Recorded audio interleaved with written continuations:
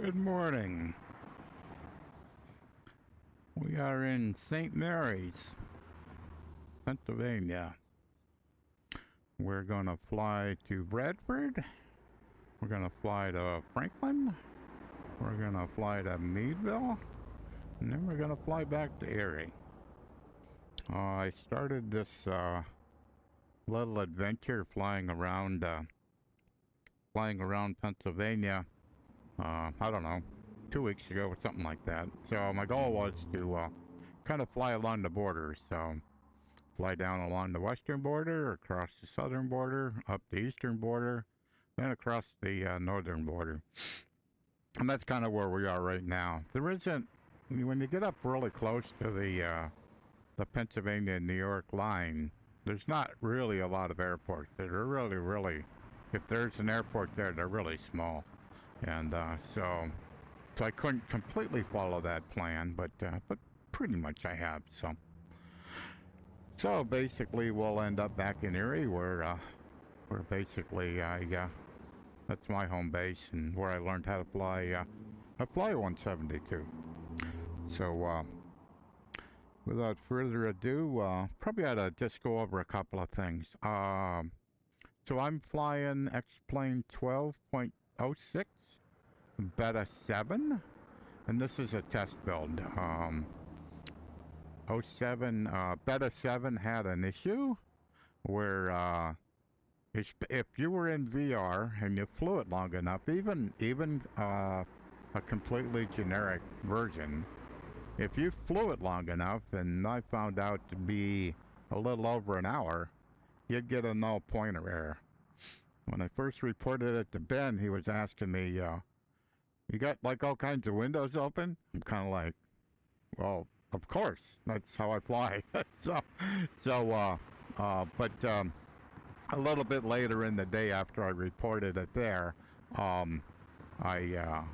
Sid made a test build, and it looks like he's got it fixed. So I basically did this flight last night from about, I think I started about 5:30, and I got back home about 7. So I did exactly the same flight. The only difference is that flight, I didn't do any touch and goes. I just flew across the from airport to airport to airport, and it worked flawlessly. It was lousy weather though.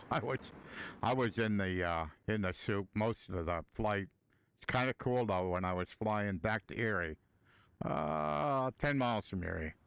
All of a sudden it's like not clear skies, but I wasn't in the soup, and I could clearly see the airport, and I went, "Oh, that's nice." But it worked flawlessly. So we're gonna do it for real, because that's where I first experienced this problem. Was that I was doing a test flight of this, and it didn't go well. So we're using the default 172 with the Reality Expansion Pack, and so guess we'll go get the plane started up. So we'll go next. OBS sim sound. OBS sim sounds. Can I hear a... Oh yeah, that's working. Yes. Check. Mod mic in position. Yep. Check. OBS mod mic sound. 1, 2, 3, 4. Yeah, I can see it. Check. OBS streaming. Yeah, looks like we're streaming. Check. Over toolkit windows. Yeah, I got chat. We're good. Check. Fly with Lewis sounds script. Yeah, that's here. Check. AVI tab plugin. That's here. Check. Rep weight and balance. Let's go make sure we got fuel in there. I filled it up, but we'll find out if it really is there.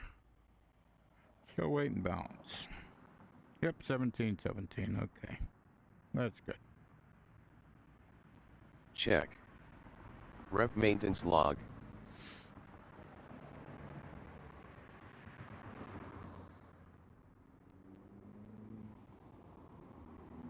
Okay.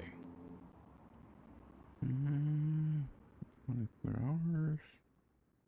I always check these because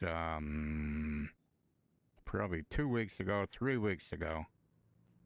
I lost 2 cylinders, and I have no idea why.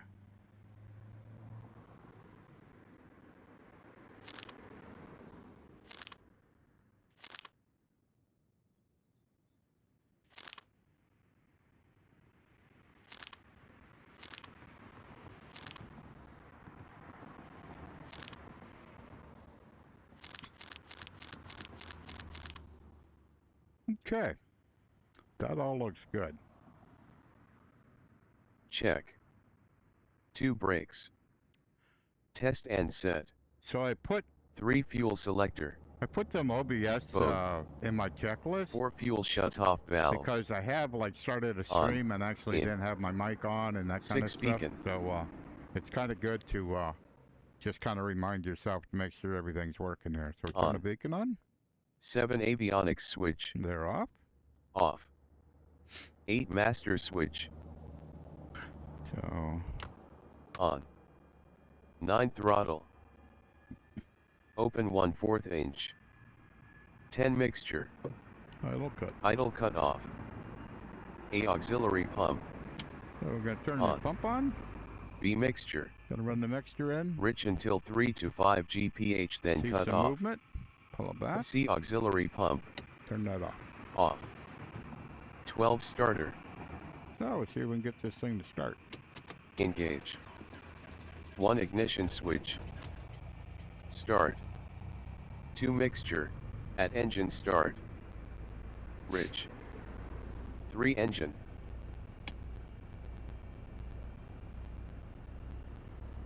RPM 1000 RPM. So for some reason, 4 oil pressure. with Check. reality expansion pack, 5 like right mixture. now, I have a volt Lean max. indicator. So 6 flaps. for some reason, Retract. I can't. I 7 had these avionics. turned on, and it doesn't think that it's on. So if I turn it off, and then I turn it back on, then it goes out. And if I don't do that before, if I do that after I turn the avionics on, then reality rep is unhappy with me. So, all right. So we want some avionics now. 8 instruments. Okay, what do we got here? A little bit of pass north. Whoops, we're off by quite a bit. Wow, we're really off. Yeah, that looks good. Elevation. I think we're around 1900. 1934. Yeah, we got to go up a little bit. 19. What's that? 34.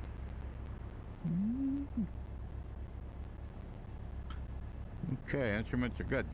Set. 1 brakes. All right, we're all good. So, what do we need to do? Well, first of all, we need to get the engine to warm up. So, in the meanwhile, I'll put in my flight plan. So, put in the next waypoint, BFD.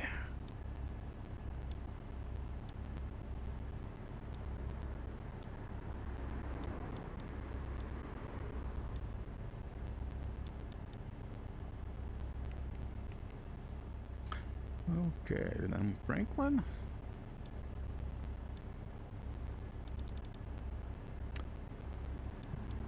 What?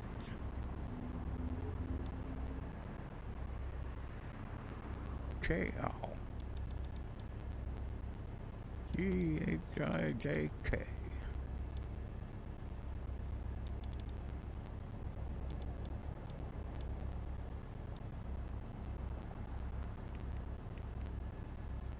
Franklin, then Meadville. Whoops. It's like, why didn't that work?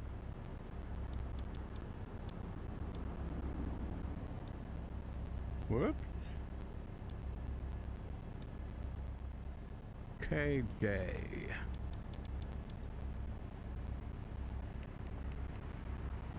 And then KERI.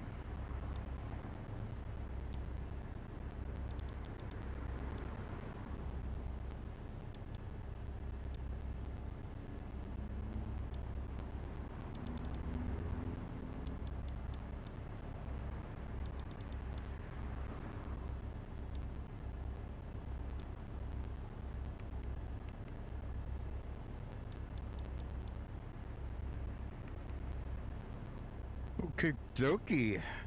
So we got flight plan in. Looks like temperature's almost warm enough. Just kind of looking over everything here. So I keep hearing on xplane.org that the that Avatab doesn't work.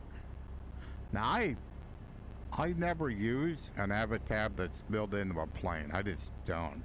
So whether there's a difference or not, I don't know this. But what they're saying is the mouse clicks with the I think with a VR controller don't work. I don't use a VR mouse, so I wouldn't know that. So, but if I like just grab it, I mean I can move this wherever I want it. So so I should be able to turn that guy off, but that doesn't seem to work. Not so sure why. But I mean I can switch to different airports. I can go back to where I was. So best I can tell, all of this works. So I'm not sure. I'm at a bit of a loss as to what the issue might be. So okay, so we got the oil's up into the green now. So we'll yeah, let's see if pilot's WTC is working. First of all, I need to make sure.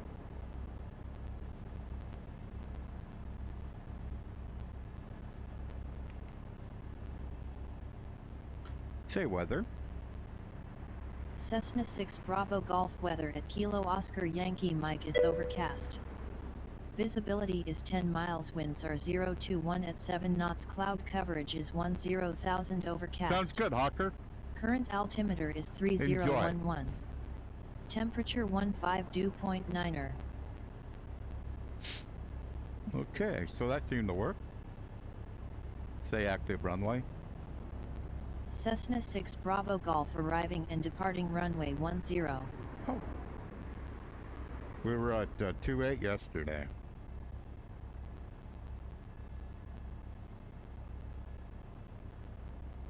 So 1, 2. That's 90. 10 should be about there. Let me look at something.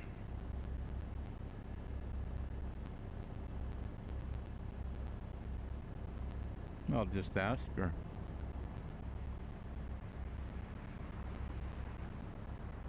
Say wind. Cessna 6 Bravo Golf St. Mary's municipal winds are 021 at 7 knots. 021. Well, I guess that would be right. So we're actually closer to the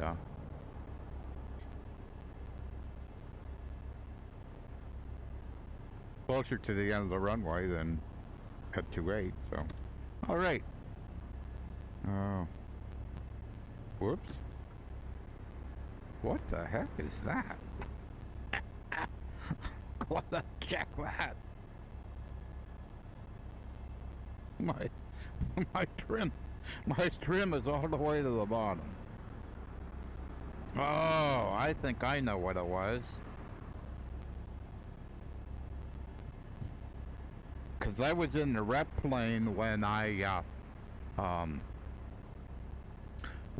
that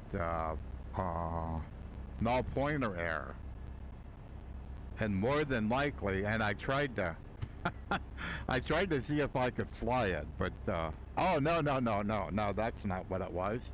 I lost my controllers, so my controllers weren't working, and so needless to say, I had the autopilot on, and it was trying to fix it was trying to keep the plane on autopilot, but didn't have enough power to do it. So it kind of drove the plane kind of a little crazy. So okay, let's go see if we can find a runway here.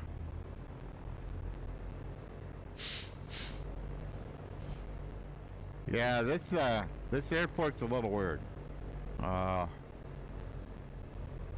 The scenery's a little weird. The fence over that way, see if you can see it. Yeah, I think you can see it. Let me, fence over here looks good. That's on the ground. That's where it belongs. Over here, not so much. Well, I can go this way. I should have went back the other way. I'll just backtrack on this runway. I should have went over this way, but that's okay. Gives me a chance to kind of show this fence off. I'm gonna park. I'll stop right here. Pull that car. Fence is floating a little bit here. I'm not sure what the deal is here, but that ain't right. So this fence here is probably, I don't know, 8 feet, 10 feet above the ground. So that ain't quite what it is. I don't know what's going on, whether the like the mesh isn't right or what. I don't know what's wrong, but I know that looks wrong. So, but all these airports I've never been to before, you know, in real life or in the sim. So you kind of like an airport you've never been to before. You kind of like, well, that doesn't quite look right. So hey, there's a 10. That's cool. Alrighty. Whoops. I guess I ought to turn around here. It says don't go there. Okay. Whoa. Almost got it. Alrighty. Let me get straight and up here. Okay, let's put brakes on. Taxi off, lands on. God. Check for trim for takeoff. Yep. What are you doing, Bill?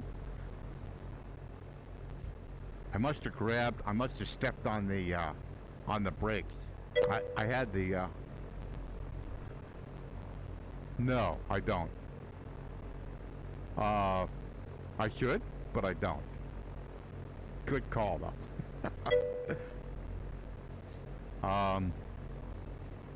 In real life I did, but, nah, I just, whatever rep's gonna throw at me, I'll just let it bring it on. So, alrighty. Thanks for asking, though. Let me get the plane started up. So I had a parking brake on, so I'm gonna put it on again. So if the parking brake is on and I run the if the parking brake is on and I bring the pedals up, it'll release the parking brake. And I didn't catch it, so. Okay, let's go flying.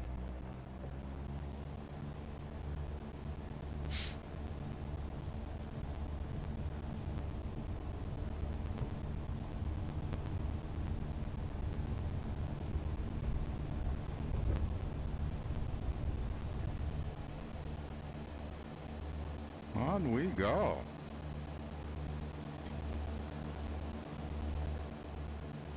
Yeah, yesterday evening when I was flying this, man, the weather was bad.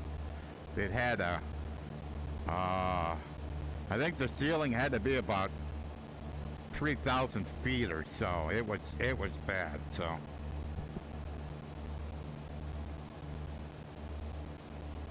I was just looking at my airspeed, it was a little low, so I didn't quite have it trimmed for takeoff, so.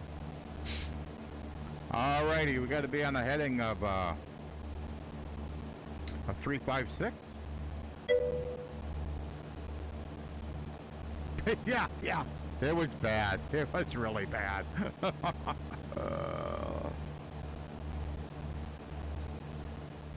Alrighty, it's going on a heading of a 356.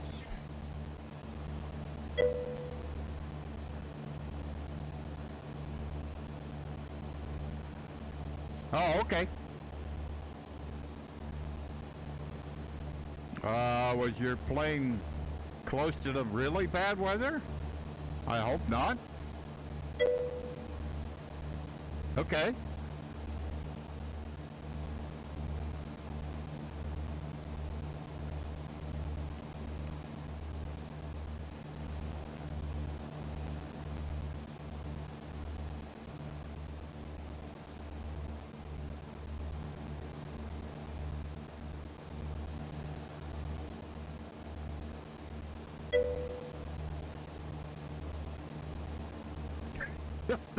That's pretty close. Wow.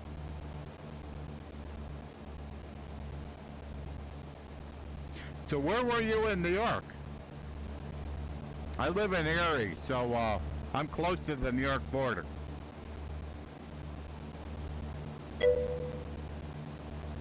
Hey, Captain Bombasso, welcome aboard. Oh, okay, all right.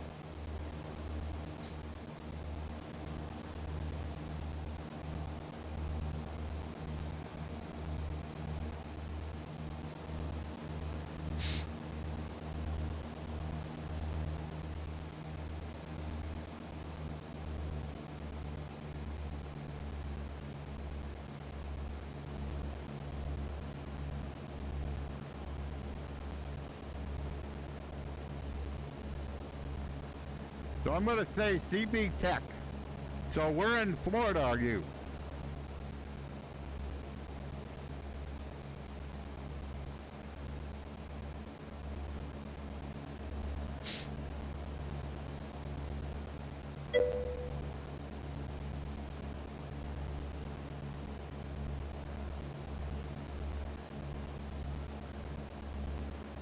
Okay.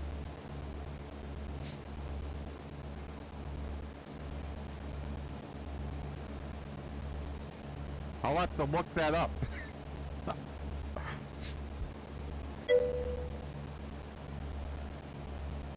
Gotcha. My girlfriend's sister lives kind of up in the northern part of Florida, kind of where I think they call it the Bend, but she's on the other side of Florida.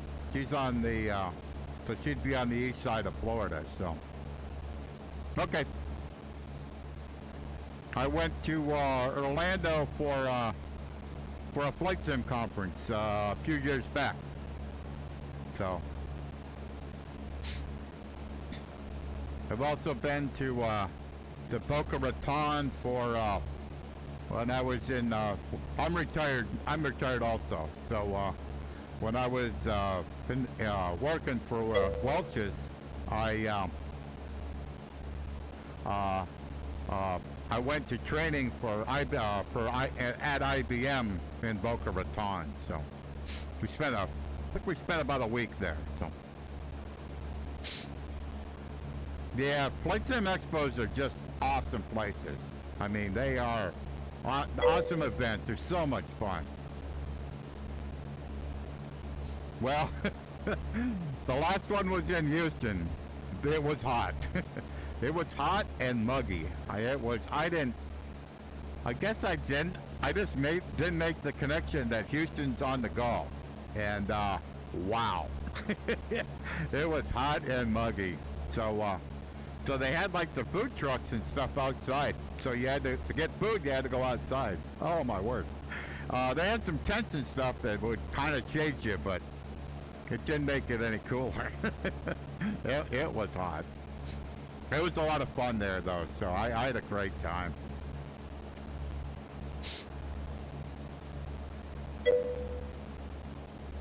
Yeah, yeah.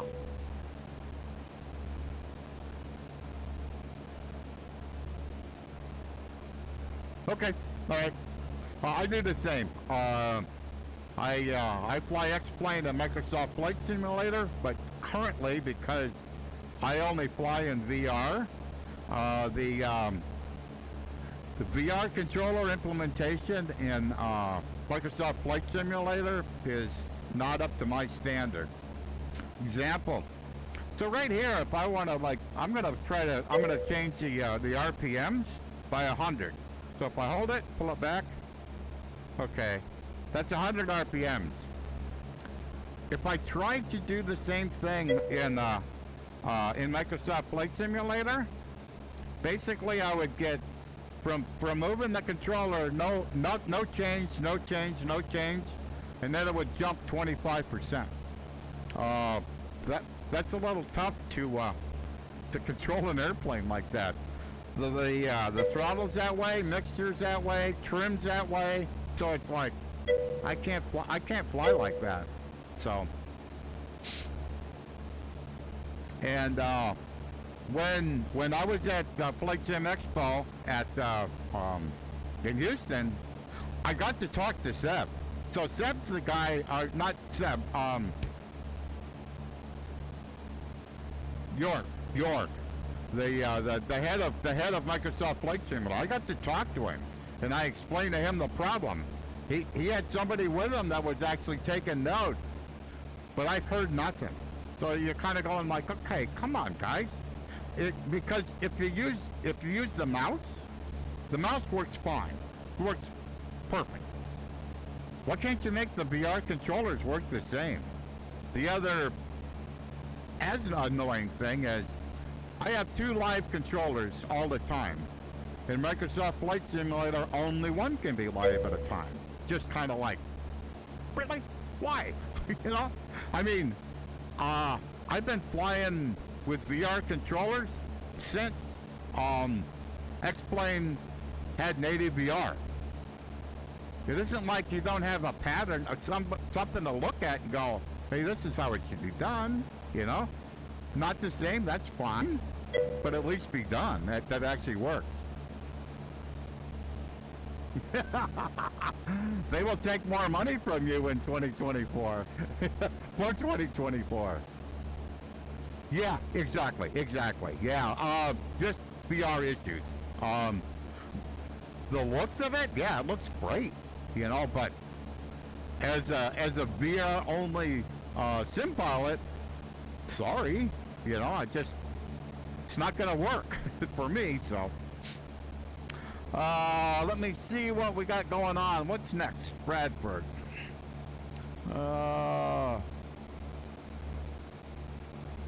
Set COM1 standby 123.075. COM1 standby on 126.725. Well, that's not what I said.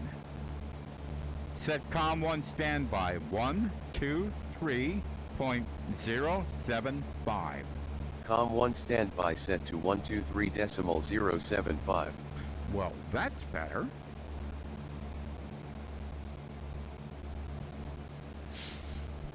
So Bradford's no tower, so it's just got a unicom. So I'm about 12.2 miles away. So I'll wait till I'm about 10 miles away, and then I'll flip the frequency to that.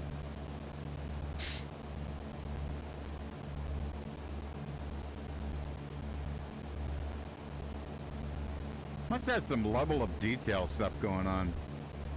I'm kind of watching the trees kind of play a little bit. So what I'm doing for scenery is I'm using Xworld. I think it's version 3.0. And then I'm using Global Forest version 2.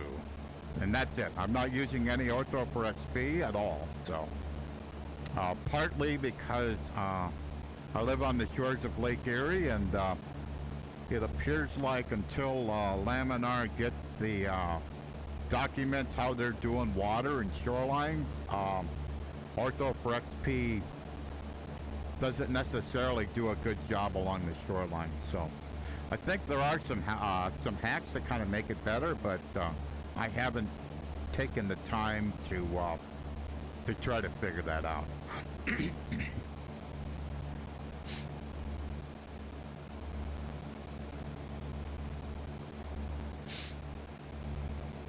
Okay, 10 miles out.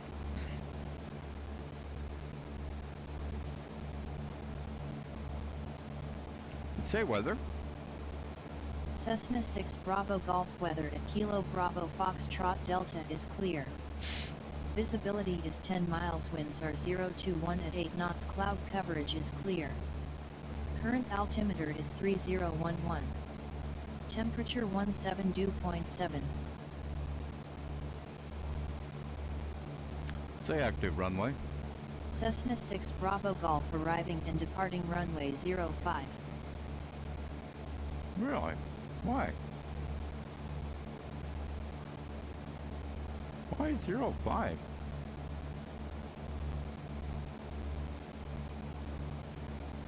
Say winds. Cessna 6 Bravo Golf Bradford regional winds are 0 to 1 at 8 knots. Okay. Yeah. I'll explain why I was a little confused. So she said 5. So 2-1, yeah, that's the closest. So, but it's a shorter runway. It's 4,500, so it's still fine, you know. But so 1-4, you know, probably could get away with that too, but that's certainly closer, you know. But that's a 6,000, so we'll go with 5.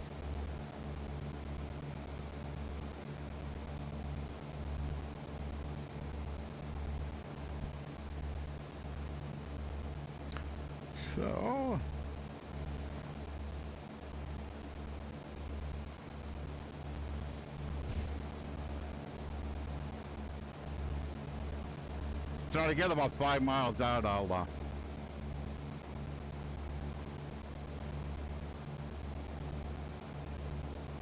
that's up there. So I'm quite frankly at pattern altitude. Oh, that's cool. Okay, so it's 2143. That's what the elevation is. So headset I'm using is Vive Pro 2. It's modded a little bit. It has a comfort strap on it. I have some counterweights in the back to kind of make it not as front heavy as normal. And then I also have a mod mic because the microphone on this headset is very, very, very, very bad. And so I'm using a wireless mod mic. And the other thing I have hooked on this is I have a fan. I have a fan duct taped to my headset, and basically it exhausts the heat out of the displays. So it does make it much cooler and much easier to wear for a period of time. I could probably go 2-3 hours. Probably 3 would probably I'd be getting at my limit. So alrighty, so disconnect the autopilot. See if we can find an airport. So it's 4.5 miles out.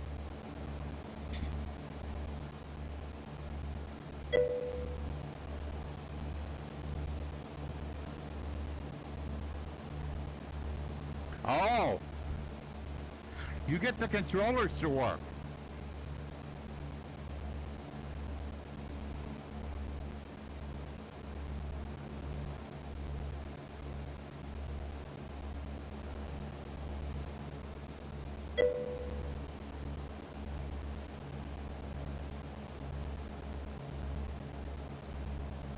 You didn't get them to work?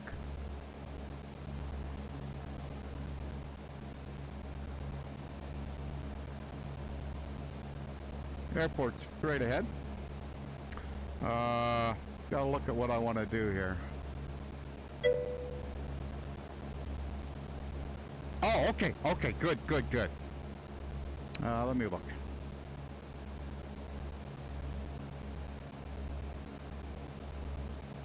Okay. So I think I know what I need to do.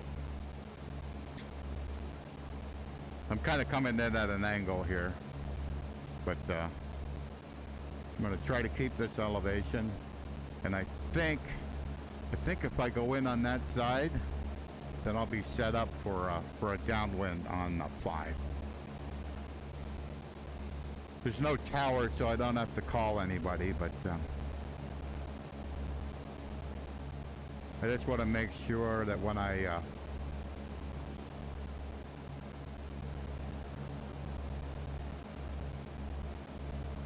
something doesn't look right.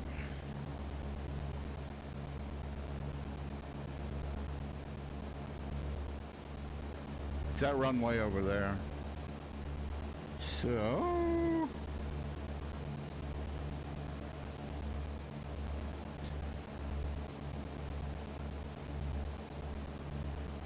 I haven't quite got this figured out in my head yet.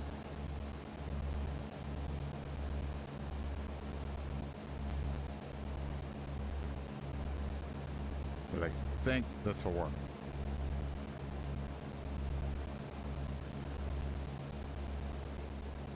it's always fun to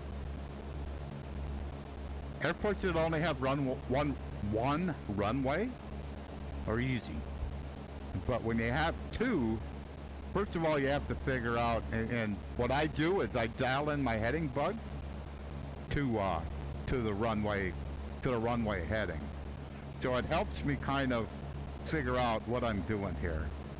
So when I kind of get around the end of this runway, the heading bug's going to be on my right. And what I'm hoping is when I pull the power back a little bit. I'm a bit higher than I actually need to be here. So what I'm hoping is when I make my turn here, that the heading bug goes to the bottom. I'm not quite sure. If not, we'll have to regroup. Yep, well, I'll be good. I'll be good. It's always fun especially, I mean, airports you've never been to before. So you're sitting here trying to figure out, yeah, we're way too high.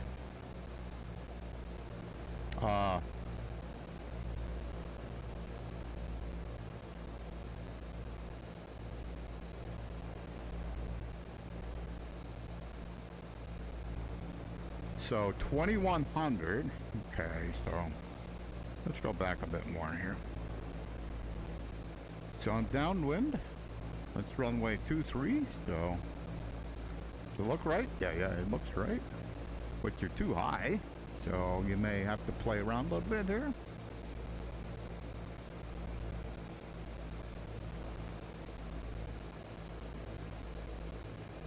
Trying to get rid of some airspeed. I'm way too tight to this runway. Alrighty. Okay, we got it in the white arc. Put a notch of flaps down. Let me go out just a little bit.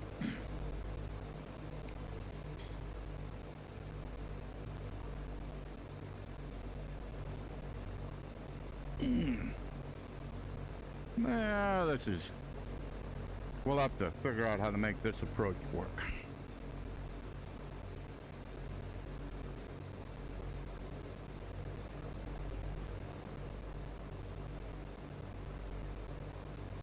Alrighty. One more notch of flap. Don't stall the airplane, Bill.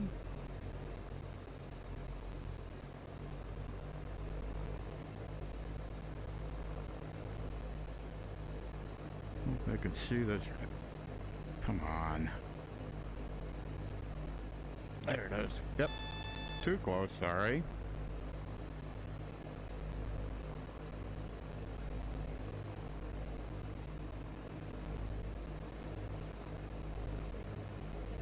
There we go. I'm gonna give it a little bit of juice. Actually isn't too bad. Got a little slow there, but it's all in, when you get into a position like that, it's a matter of reacting to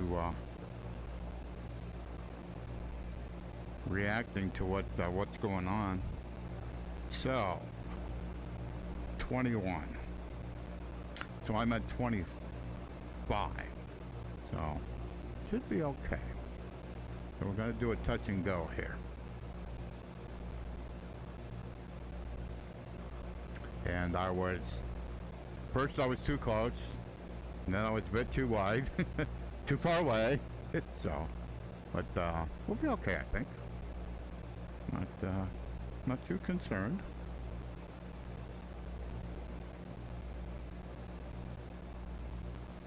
No pappies here.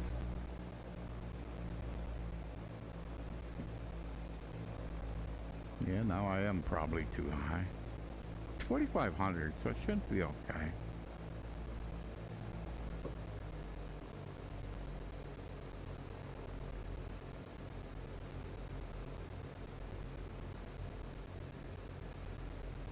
Doing a little diving here.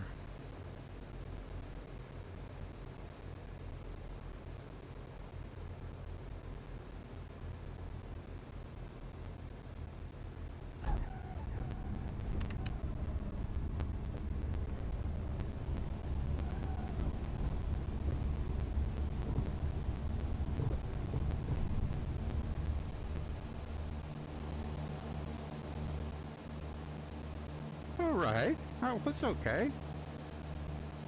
It's when you make mistakes and recover, you're okay.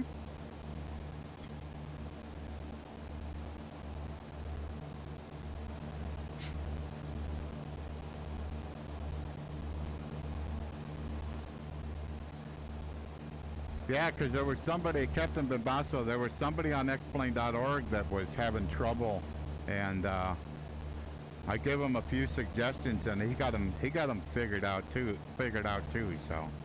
So that's great.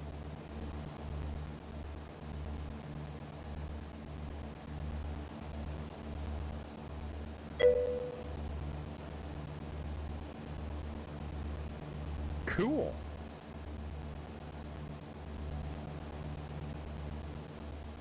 So how are you liking it? Are you happy?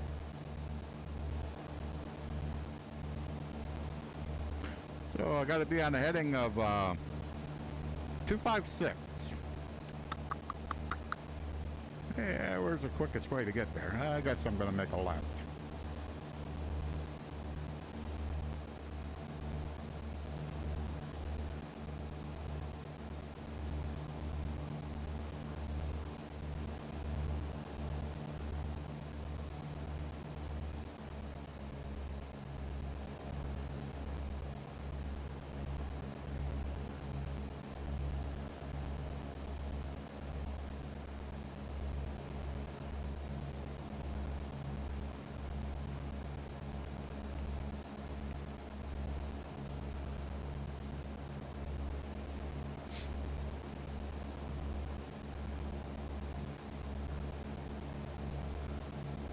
Oh, so we got a ways to go. We got 60 miles to go to Franklin.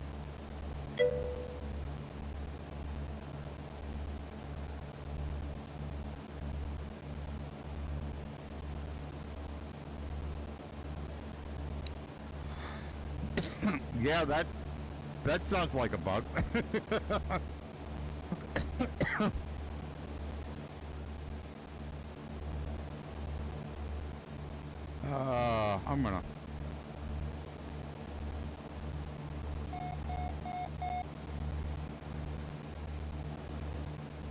I'm gonna try to get myself away from the airport here before I get on course. Probably shouldn't fly right over the airport at pattern altitude. So I'll go over this way a little bit, just get away.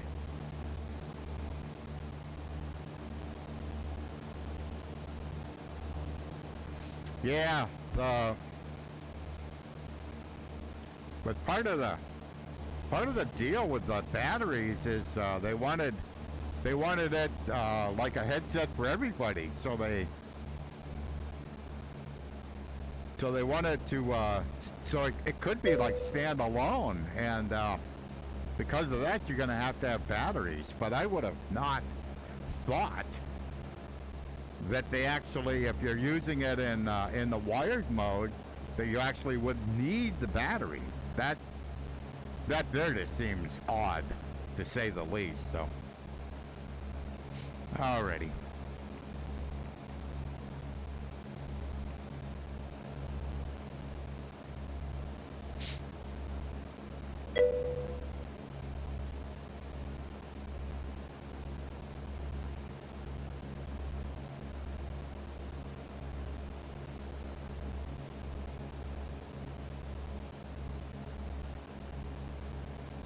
Oh, okay, okay.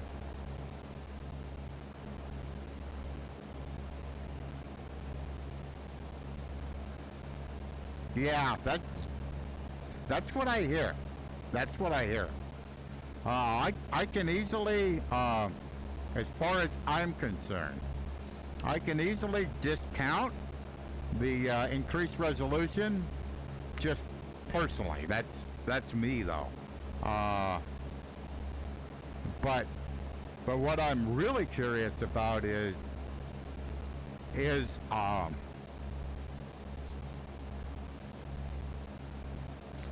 the clarity that much better on the crystal compared to the big screen?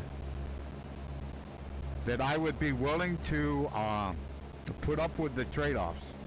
That's kind of where I am. So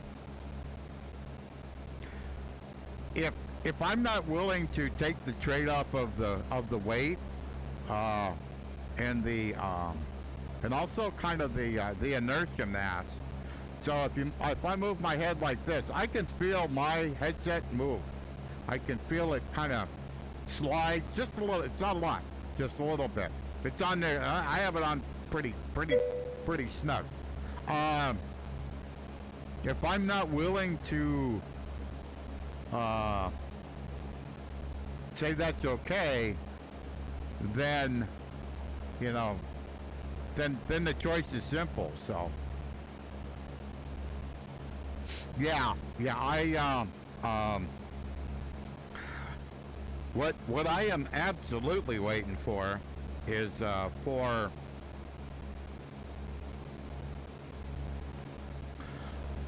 when the U.S. people like me when they start shipping the pre-orders, and it's pretty soon right now. So the more people that kind of have one of them, and that even though I am a Twitch streamer, I'm a YouTuber, the more people that kind of show their impressions that don't have an affiliate link, I'm quite interested in that, how that comes off,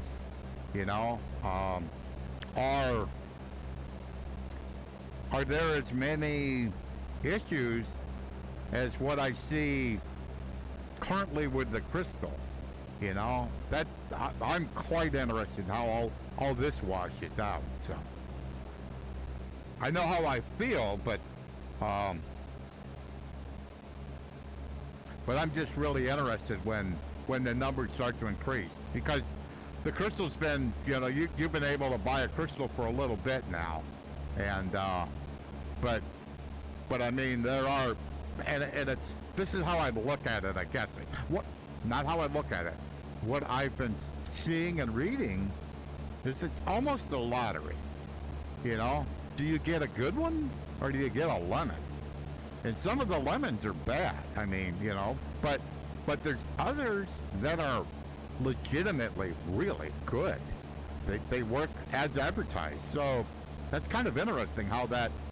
So what is that? Is that like just a quality assurance issue? Where you're some of them what you've made are not good, I guess. So I'm just kind of curious about that. So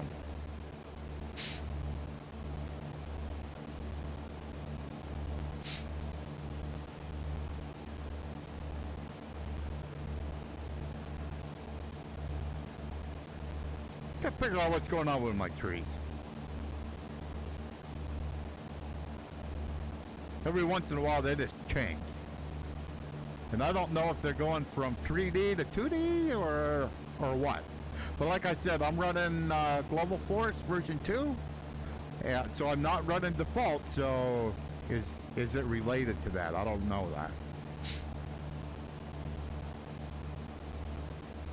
So we're on our way to, I think we're on our way to Bradford, I think. Nope, that's where I came from. We're on our way to Franklin.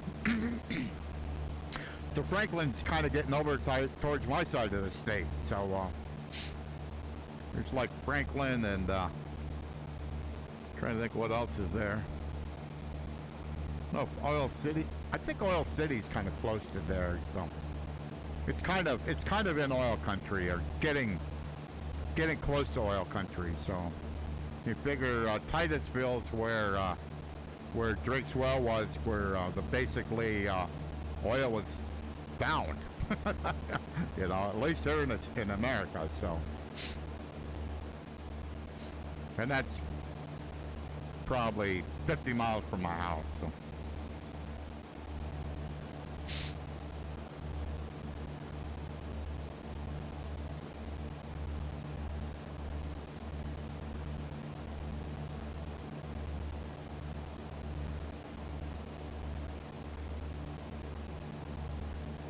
So is it where I'm looking? Yeah. Part of it is that.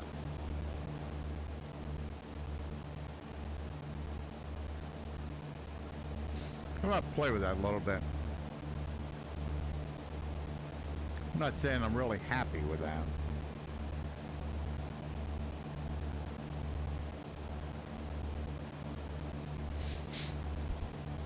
I can go in and just disable the global forest and kind of see what's going on. I would think it's got to be. I'll have to look at the VOD, but I'm pretty sure I should be able to see that in the VOD. What's going on?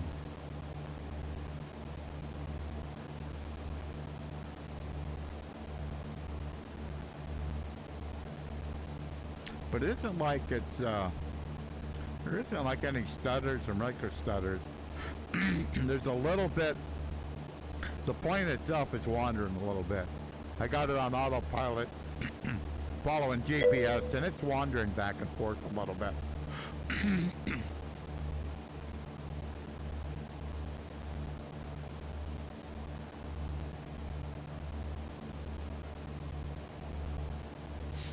Yeah, in general, I've been pretty happy with X-World. The same way I don't use like that auto ortho for same thing. I live on the shores of Lake Erie, so I'm not sure it's going to work out. At least not yet. But we're pretty early in the X-Plane 12 run anyhow. So, but all in all, I mean when you so I'm running all that stuff. I'm in VR. Yeah, I'm happy. we're doing great. So, I mean, when I can get some green in my GPU, yeah, that's great. So that means basically the frame times, GPU frame times are under, I think it's under 10.1 to get greens. So you can see it's not all the time, but some of the times it absolutely is. But there's certainly no red. The only thing I am getting is I'm getting some drop frame.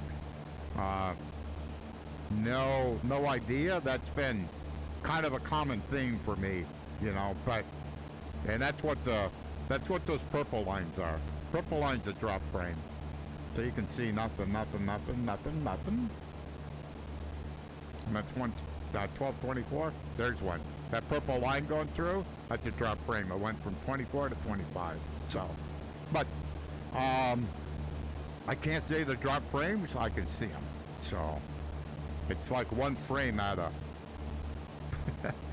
50. Yeah. Okay. No, you probably won't see that.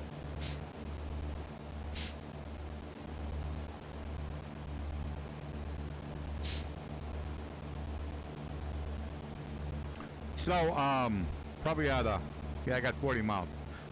This gadget here, this is my rudder pedals. So if I shove in on my right rudder pedal a little bit, you can see that block is going up. That one's going down. The two in the middle, those are my brakes. So, I felt it was important to, I have a camera that's kind of trained on me and also my yoke. So you can see that. You can see when I'm landing. You can see how I control the yoke. But you can't see my rotor pedals. And it's way easier to write a Lewis script to kind of visualize it as opposed to figure out how to put a camera on my pedals. So I come up with that. Seems to work pretty good. I'm quite happy with it. Oh, something they did on, go over a couple of things in 7. So, in 6, if I brought this up here, I could see right through it. That was just the way the windows were in VR. They were like translucent. So, what does that mean? Well, one thing it means is that they would have less contrast. So depending on what your background is, this background's pretty solid, but but it would have less contrast, so it means it would be more difficult to see text. And so they changed that. The other thing they changed is let's see here, yeah. So this is plane command. This is the icon for plane command. How I used to set it is I used to put it outside the screen, and that green bar would go away. I could hide it on the other side of the windshield. Well, on 7 I can't do that anymore. I'm not sure what changed, but something did, and to make that also true.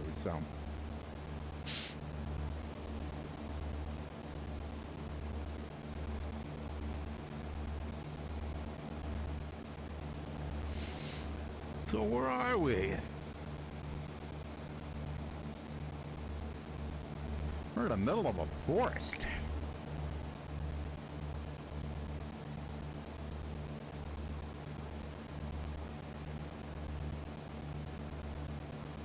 So I'm trying to see, when I look out in front of this airplane, do I see the same thing as what I see out the side? And I don't. I don't see it at all. So if I'm looking over here, like out the side here, I can see the trees are changing. But if I look straight out in front of me, I don't see that.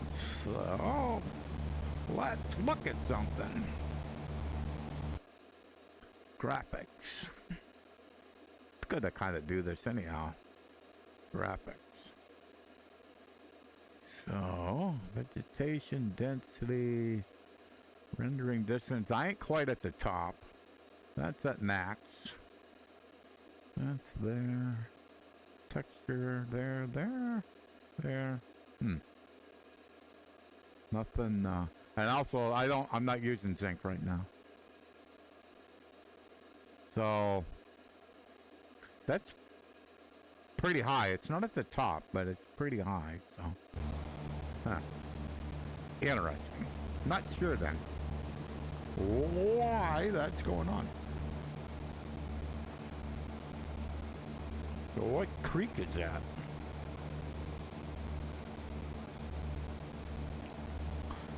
On my map it says creek, but it doesn't tell me which one. Huh. Kind of a little weird. Oh well. Oh no, it turned out to be a nice day today.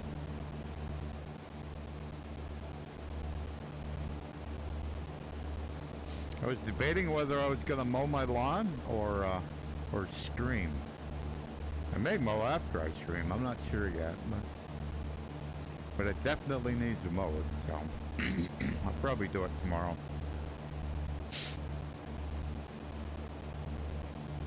I wanted to, since I had this test build from Sid, I wanted to use it, so. Yeah, that's what I tell myself. My girlfriend thinks I just use excuses and not mow, so she may be right.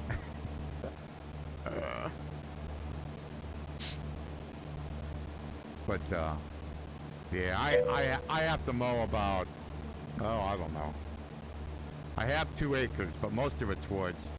I'd probably have half an acre to mow, so. But I've got a rider, so most of it goes pretty good. Got to do some rider mowing, and then some mowing with a push mower, and then some trimming with a string trimmer. So yeah, I had yesterday.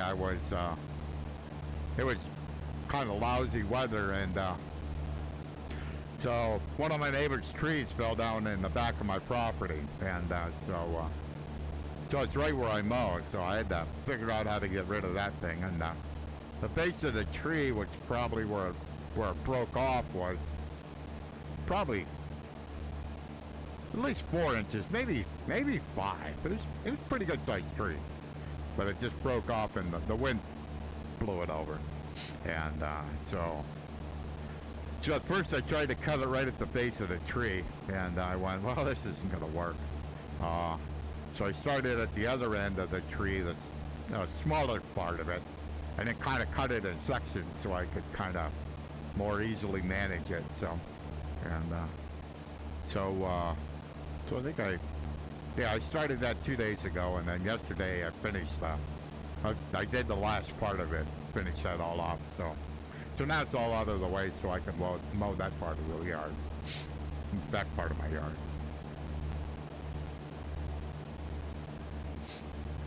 Yeah, I went to get the trash cans yesterday or day before yesterday.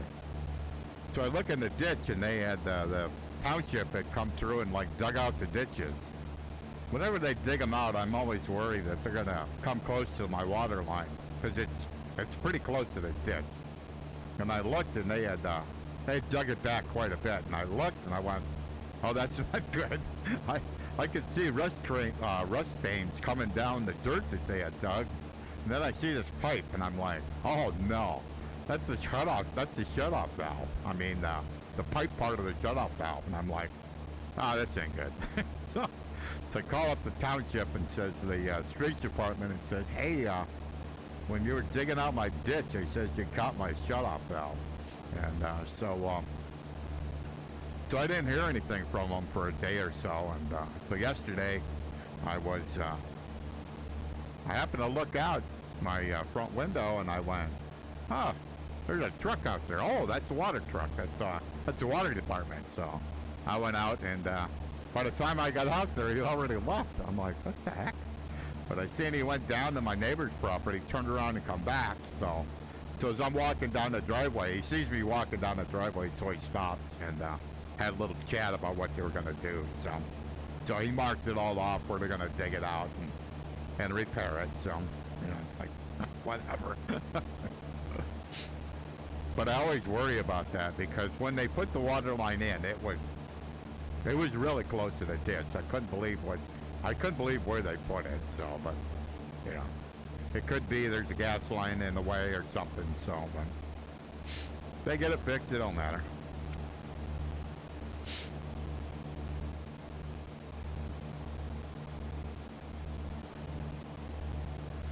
Because I asked him if they had to shut off the water to the street. He says, "Oh, no.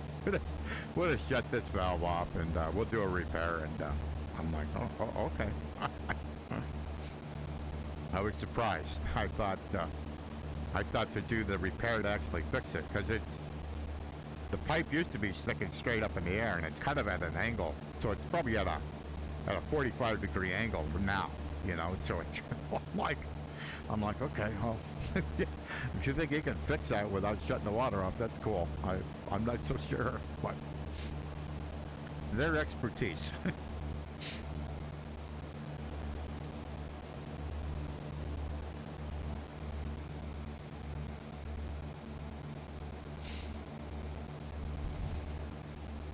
Yeah, so there's Tionesta. So I take it that must have been Tionesta Creek, I would think. Yeah, that makes sense. There's Tionestas there. So. But that's that creek back over here. So yeah, that's probably what it is. So.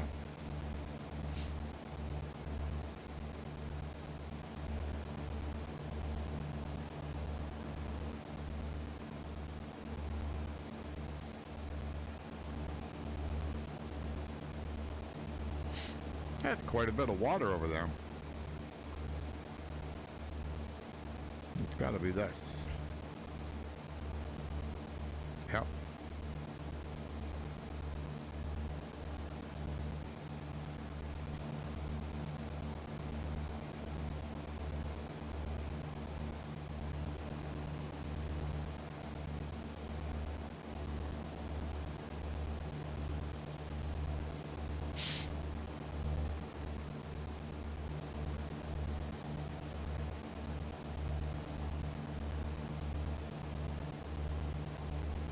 Oh, I'm sorry. I missed that one. The test build is basically there was a problem in VR. If you fly for a reasonable, some people it would happen pretty quickly, and other people like me, I was doing this exact flight, and I was probably 20 minutes into the flight, and I got this null pointer error.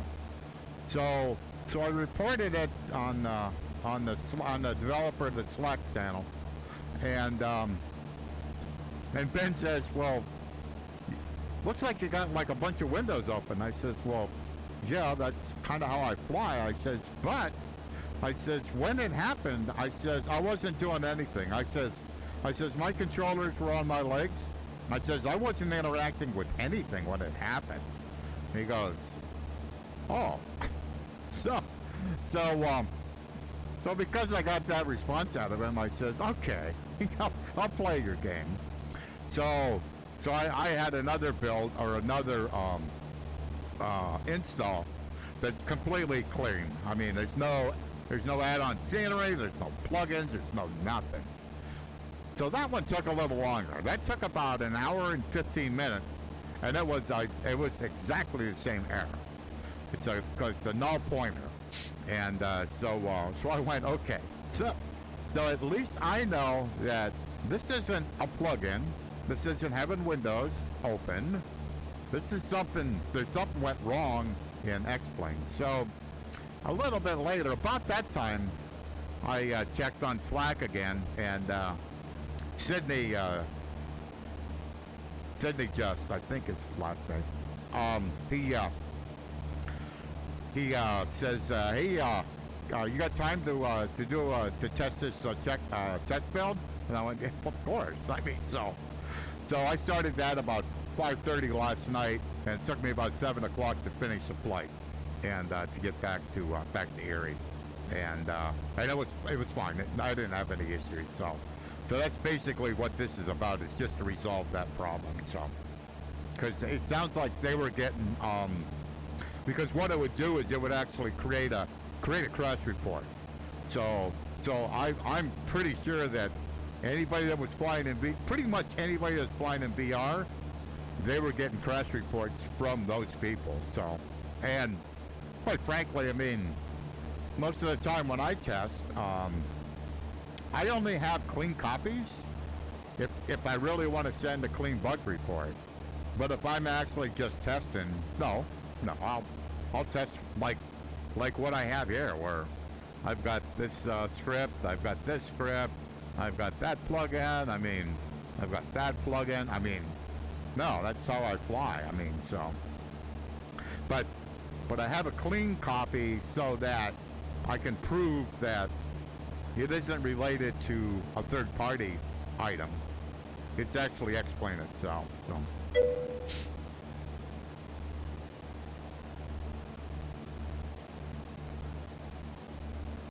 Yes.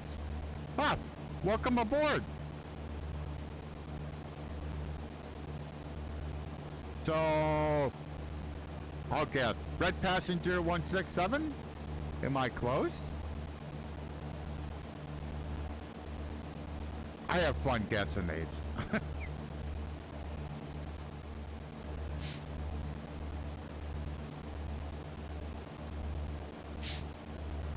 And do you fly in VR?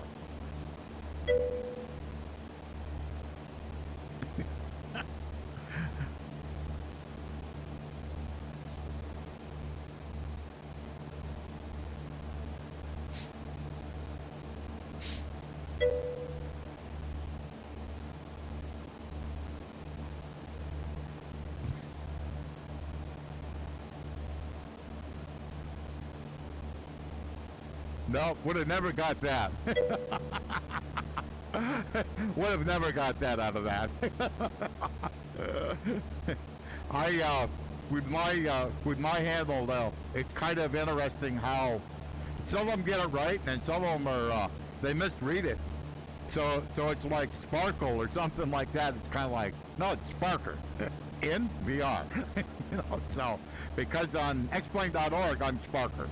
So I besides streaming VR, I also am a plugin developer. So I happen to be the current head of development of Fly with Lua. I am the co-author of X Checklist, and I am the author of X static panels. So I have a few plugins to my credit for X-Plane. So. Okie dokie. Let's see what we're gonna do here. Airport, Franklin.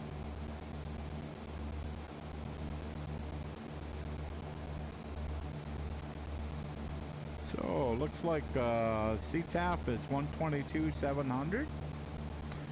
Okay, we got two runways. We're just about ready to flip the frequency. Yep, that's about whoop. So I've been flying in VR pretty much since it was native for X-Plane, and so like I said, I'm the author of X-Satic panels. So I had all these Satic panels, radio panel, multi-panel, switch panel. I had all these panels, and so I seen them on Christmas Day. They released the native version of VR, and I kind of like looked at it and went, if I get bit by this, I says these panels are going to be obsolete for me, and so I listened to some feedback, and everything was positive, and I went, okay, guess we're going to buy me a VR headset. And I had no idea what I was buying. I ended up buying a Vive only because I also work on Linux, and the Vive supported Linux, so I bought it really for that reason. So I went ahead, and I think 2 days after Christmas, I ordered a Vive.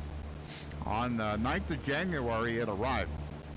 That also is my birthday, so it's kind of like, oh boy, this may be an omen here. So I started flying in VR, and I was about a week into it, and I was flying out of KERI, KERI, and I was using a reality expansion pack, and so it was much more realistic, and so I was in a hurry to take off, and I didn't let the engine warm up, so it's about so the engine's cold, and I just decided I'm going to take off. I took off, and I was about, I'll say 1,000 feet above the ground, and all of a sudden I could just hear the engine kind of like, oh, this is not good. All of a sudden I look and I see a prop stop right in front of me. I'm kind of like, oh, this is not good. So I'm a former student pilot. I mean, I know what I'm supposed to do in real life. I'm supposed to fly straight ahead, find some place to land. I'm like, I'm in a flight simulator. Let's see what we can do. So I did a real gradual 180. Come on back, landed the airplane, and from that point forward, only for testing do I ever fly in 2D.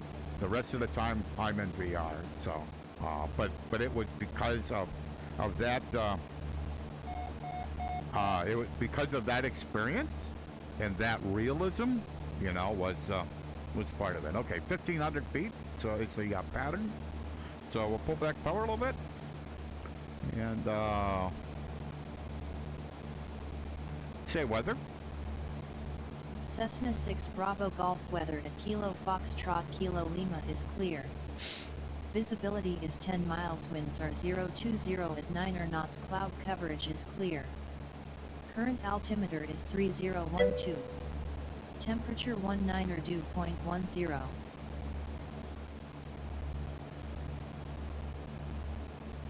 Say active runway. Cessna 6 Bravo Golf arriving and departing runway 03. Okay, 03.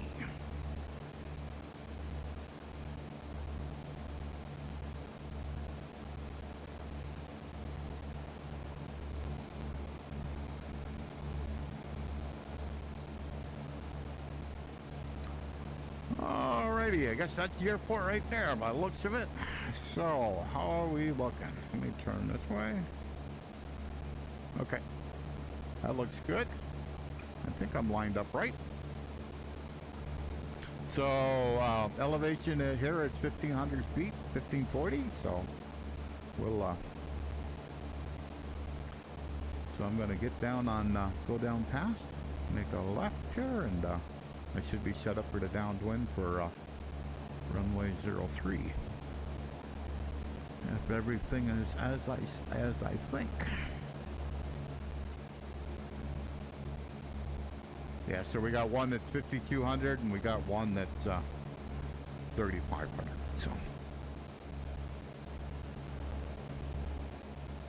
So I'm about 500 feet above pattern altitude right now.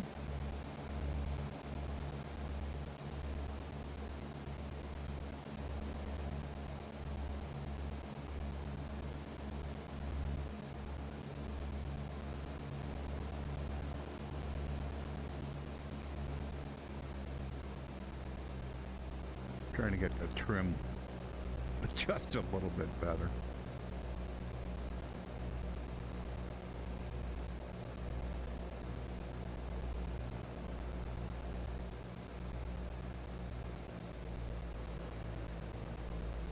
That looks right.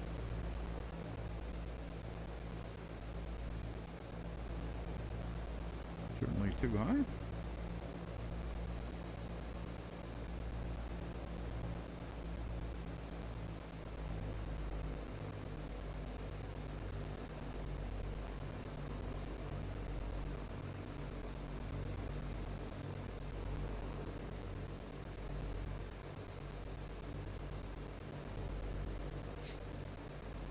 Starting to look a little bit better.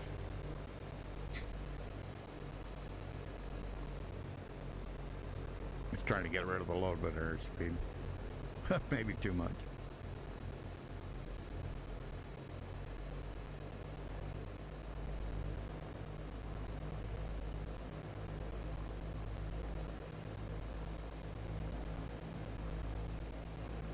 Okay. End of the runway. Not to collapse.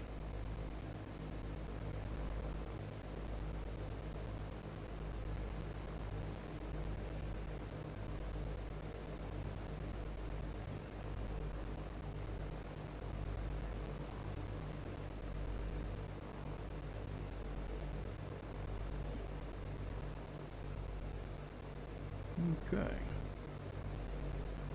Turn on base.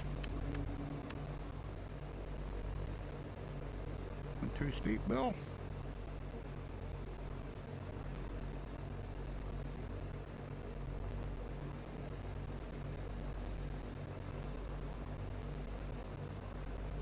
Yeah, just let it roll right back on in. Yeah. Yeah, it's looking pretty good. We got some white pappies over there. A little slow, Bill.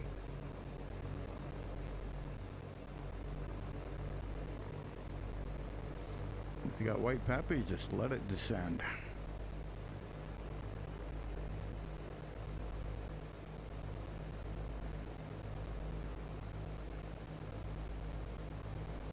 Pretty well trimmed.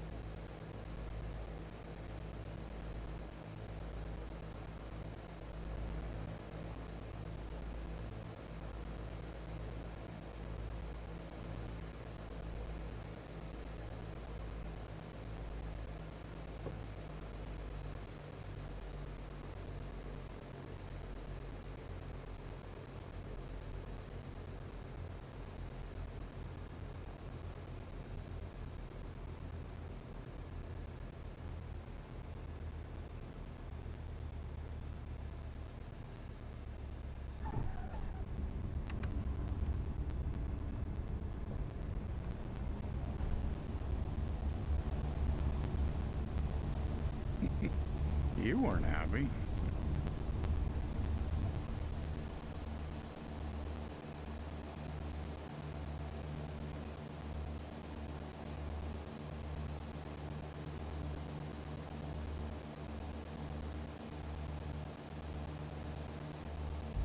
Okay. Not one of my better landings.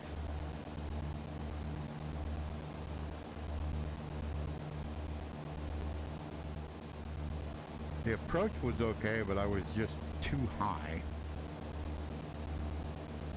And if you try to kind of shove it to the runway, then your approach is going to go away, and you'll have too much airspeed, and that's what I had. So too much airspeed means I'm going to float, float, float, float. So, alrighty, 320, 320, 323.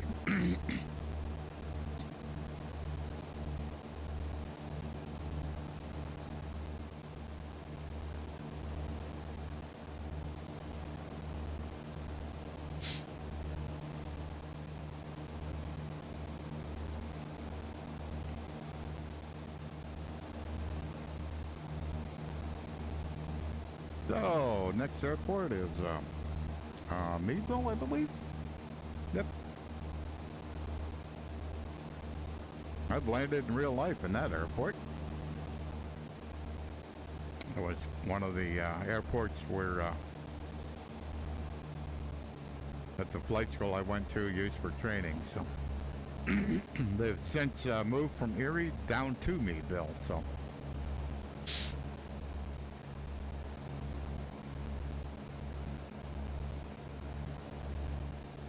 Depending on which runway they're using, the one approach is a bit exciting. It's got a hill on the one end of it, so basically you're going over this hill, and you constantly think you're lower to the ground than you are because of the hill. So we'll have to see which runway we're going to use today. So.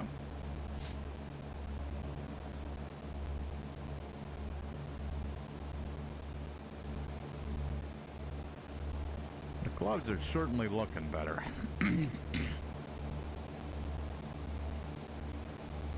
been kind of nice, like flying around Pennsylvania to just to see the different weather patterns and that kind of stuff. So that's been kind of nice to see that, where you can see the changes and from one system to another to another. So.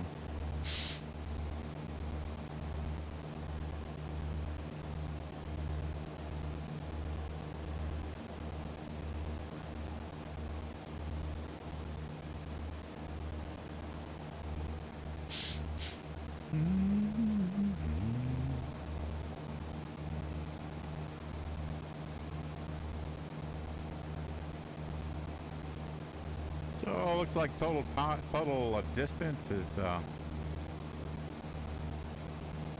45. We got 17 to get to Meadville.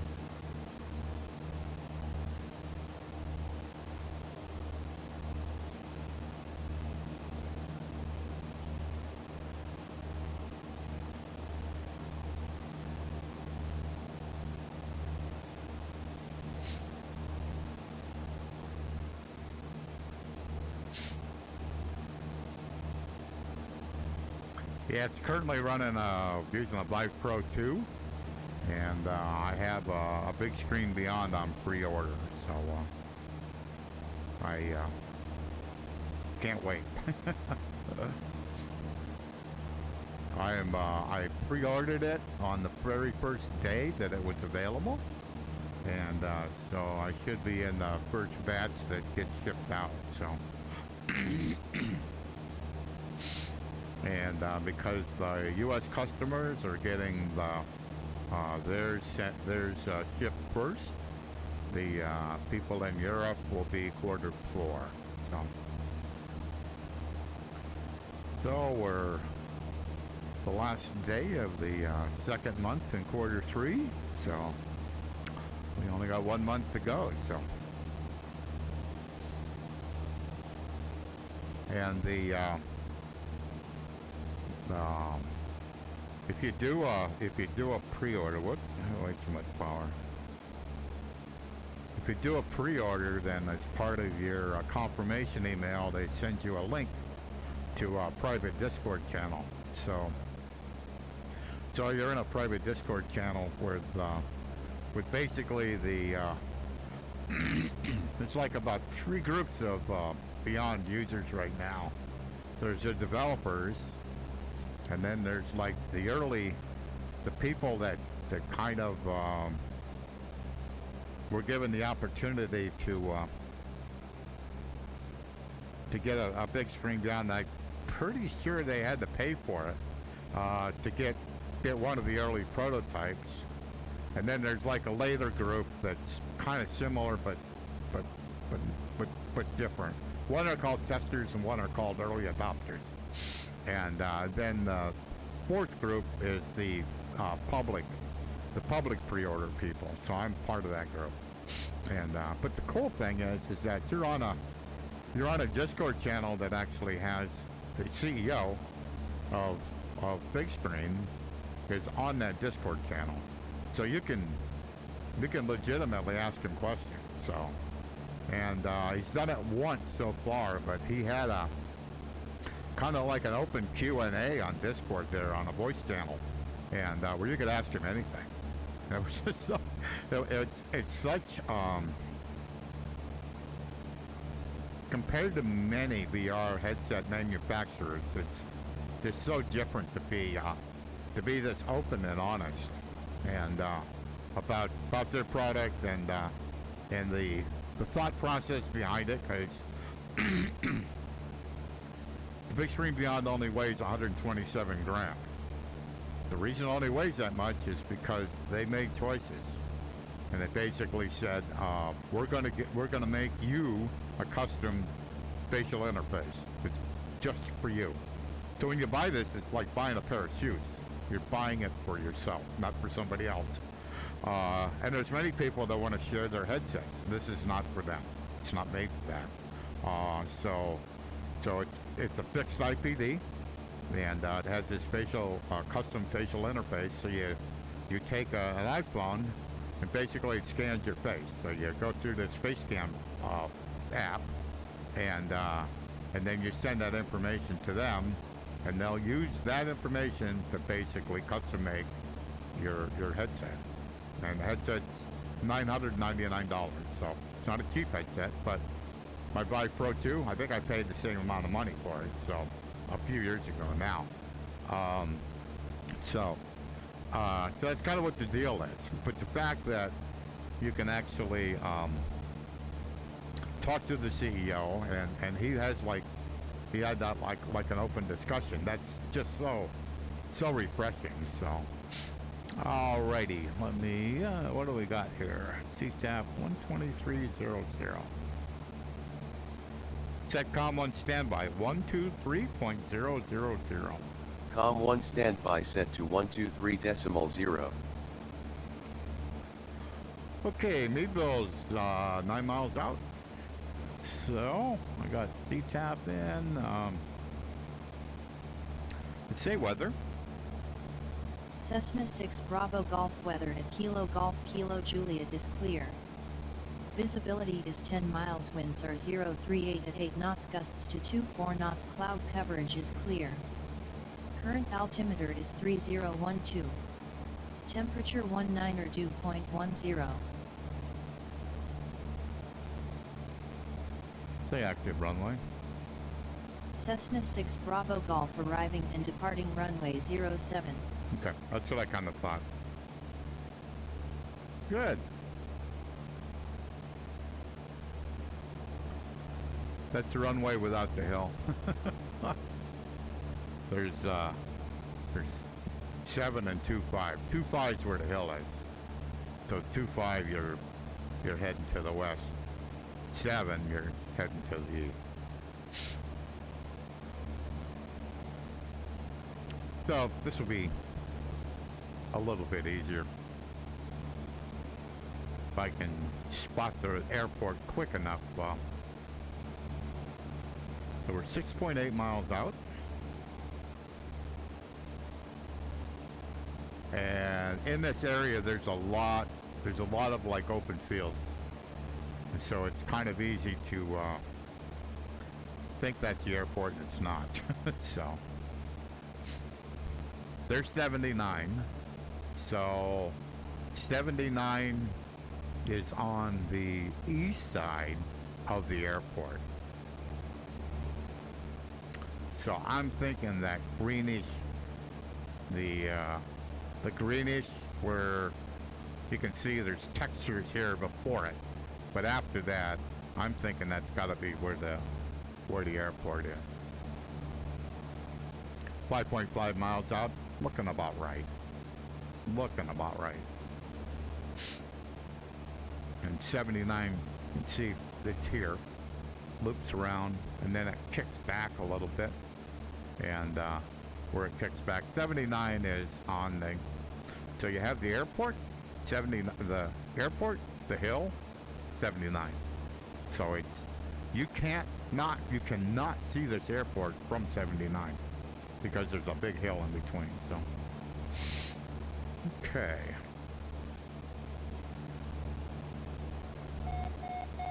My airplane. So 1300, so 2300 is the pattern, and I'm at 3000. So we're okay.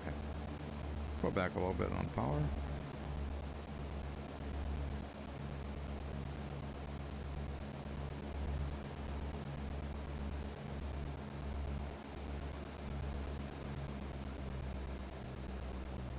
Whoops, not that much.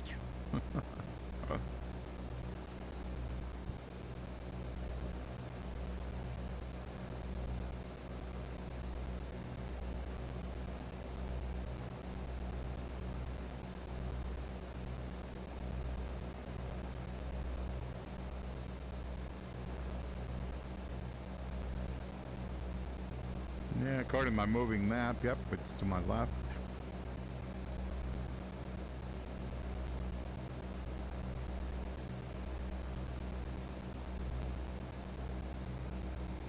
If I remember right, that lake over there is Conneaut Lake. There is or used to be an amusement park there. Park's still there, but it went out of business, so.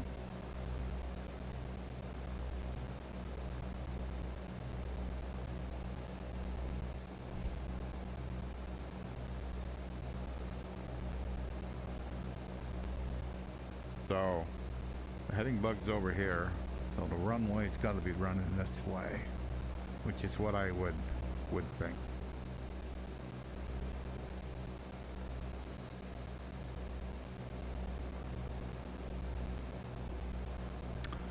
It's right there. I was thinking it was further over. It's right there. I see it now. And you can see where 79 runs alongside it here. That's the hill I was talking about. It's a little deceiving right now, but when you're on the downwind of 2.5, you're coming back this way. It definitely is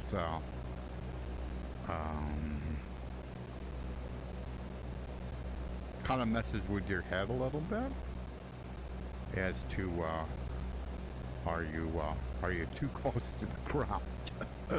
Alrighty. Get set up here for a downwind. Everything so far looks good. 23, 26. Yeah, we good. We good. Yeah, the so Erie's that way. Erie's to the north of us, and yeah, the flight school that I went to moved here. So they had some disagreements with management, with the people that were renting the building from, and so they come down here. So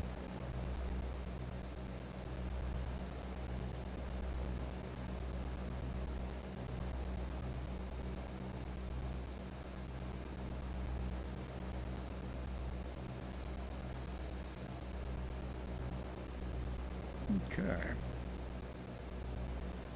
Not looking too bad. Maybe a little bit close. And get out a little bit.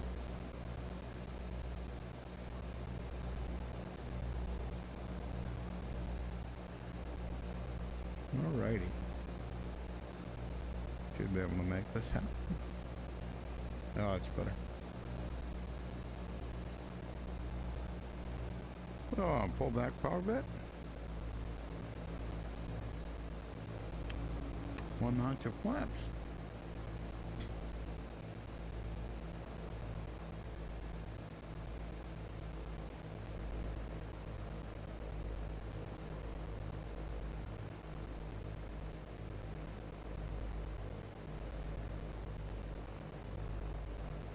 I'll say I'm good enough.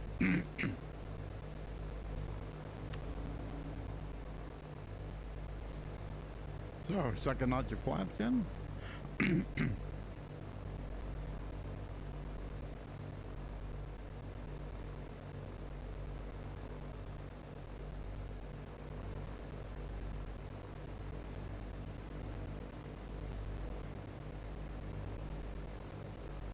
Yeah, but keep on rolling.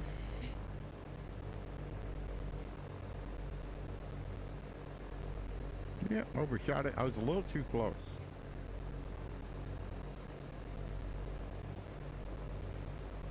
And that is way too steep. Whoa. Oh, that was ugly.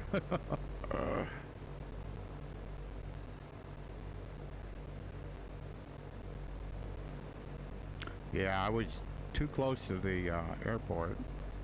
And so I couldn't make, I'd like to make 90-degree turns, and on that one there I could not do that, so I should have turned base and then kept on turning. So, but once I realized that it was a bit too late. So.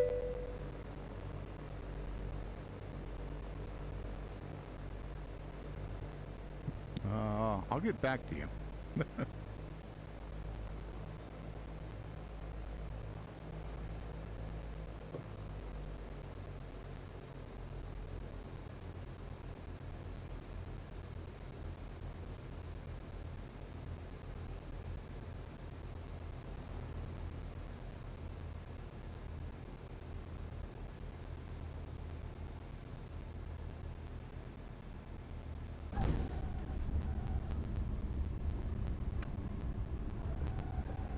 Whoa. Whoa, Bill. Come on. There was a slight lack of concentration. Oh, boy. That one's bad. Yeah. Yeah, just a slight lack of concentration. Shoved the rudder in the wrong way and went, uh-oh. Oh, my word. That was bad.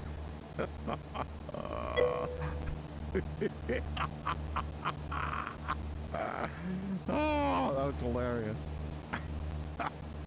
That's exactly what it was. There's a little bit of lack of concentration, and shoved the rudder in the wrong way for trying to correct, and off the runway I went. Okay, we got to be at a heading of 13. So, let's get out of here. Before they give me a number to come. Alrighty, I'm gonna pull power back a little bit.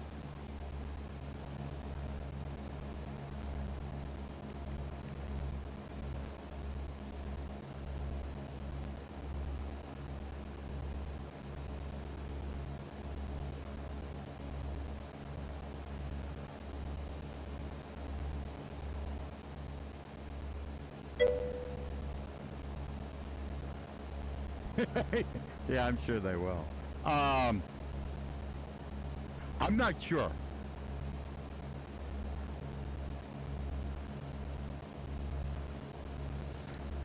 Yeah, there was talk that what they wanted to do was make the multiplayer that they have on mobile work on the desktop. That's what the talk was, but I haven't seen any progress in that direction. So, is that what you're referring to, or something different?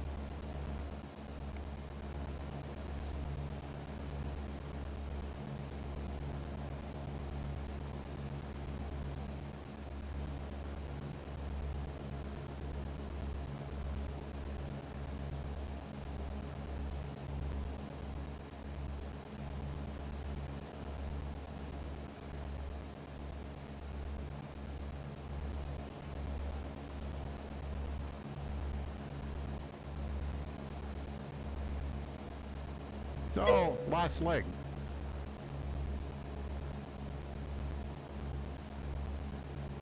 Oh, okay, okay. I never did that. I have done it in Microsoft Flight Simulator, but I never did it in X-Plane. I probably should.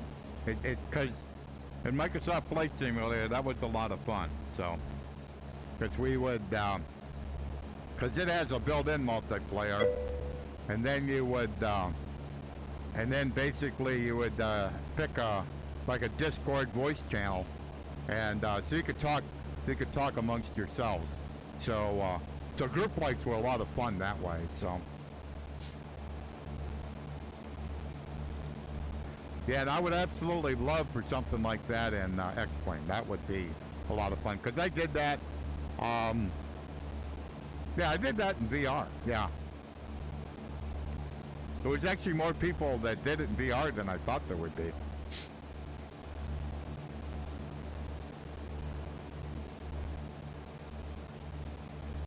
Alrighty, so we're on our way to Erie, 24 miles away. They're saying we'll be there in 15 minutes. So the 4-lane are here up in front of us. That's Route 79. That goes from Erie.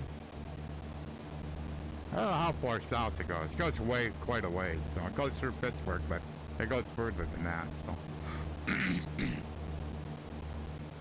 so we're back in the areas that I know, and actually, because at Meepo there, I've landed a real airplane at that one, so.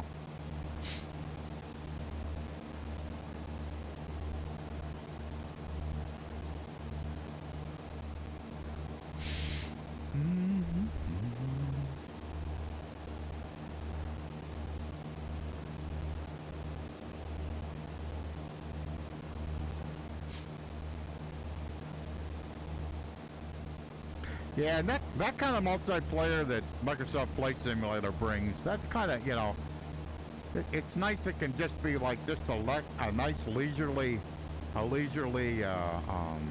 flight, you know. And I mean, and a couple of the people I flew with, they would have a flight plan and all that stuff, and you would go to the various airports, pretty much anywhere in the world, and some of them were, some of the approaches were really, really challenging. So if, because they would normally like recommend a plane to bring, and if you didn't bring that kind of plane, you may have a hard time like actually landing at that airport because of just terrain and length of runway, all that kind of stuff. So.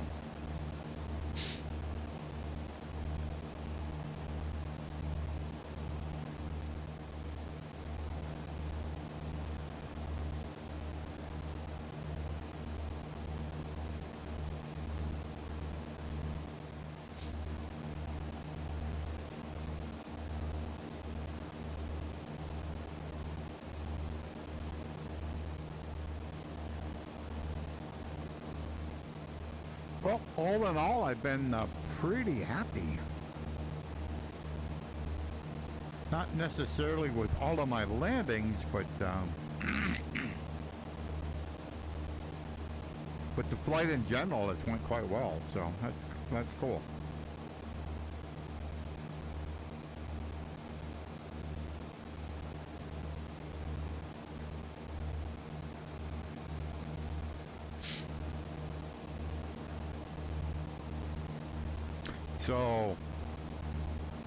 So we're 20 miles away from Erie, and you can see the lake. You can see that blue up above the scenery.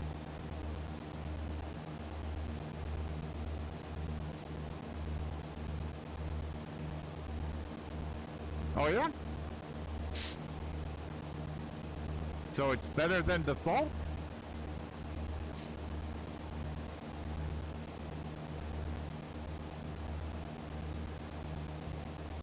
Or FS Cloud, that's not, is that for... I'm not sure I actually know that app.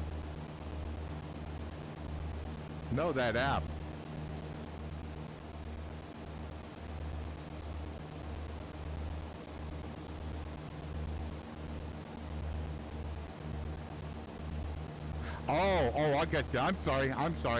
So that's a multiplayer software? Ah, I got it. I understand now. I was confusing cloud with clouds.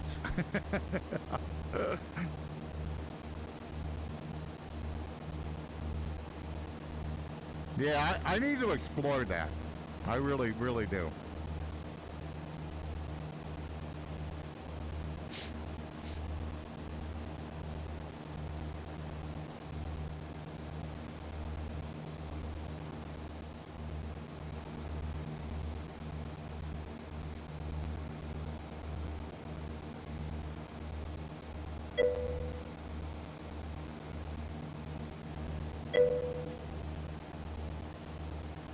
Okay.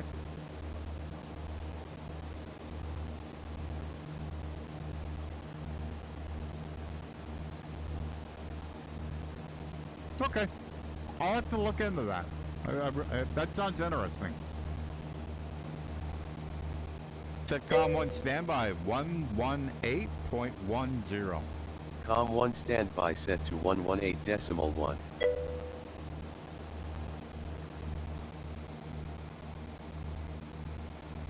Really?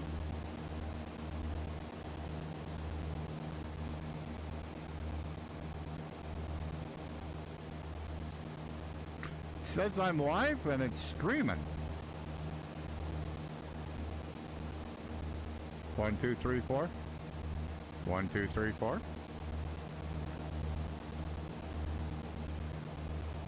Yeah, it says I'm live. And it certainly looks like what I have up in front of me.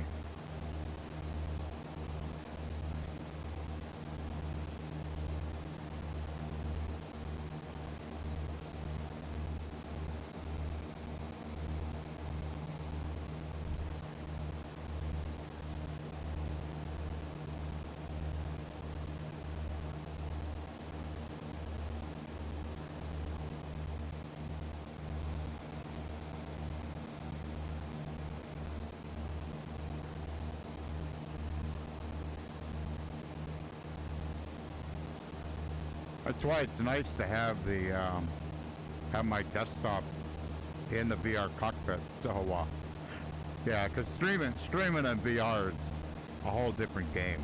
So but the fact I can have it there and I can just pull it up and go, okay. Yeah, Discord says I'm or Twitch says I'm live, so I'll go with that. Really?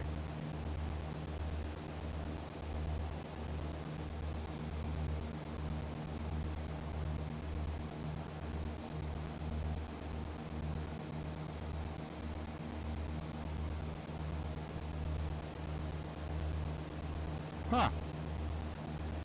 Well, that's not what I'm seeing.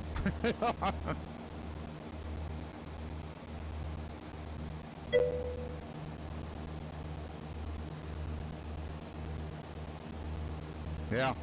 I mean, I have my whole desktop in VR, so I can look at it and I can see I'm live on Twitch. And what I'm seeing is what has happened about 4 seconds in the past. So thank you so much for flying like a pig. Thank you so much for the feedback. Really appreciate it. Thanks for stopping by.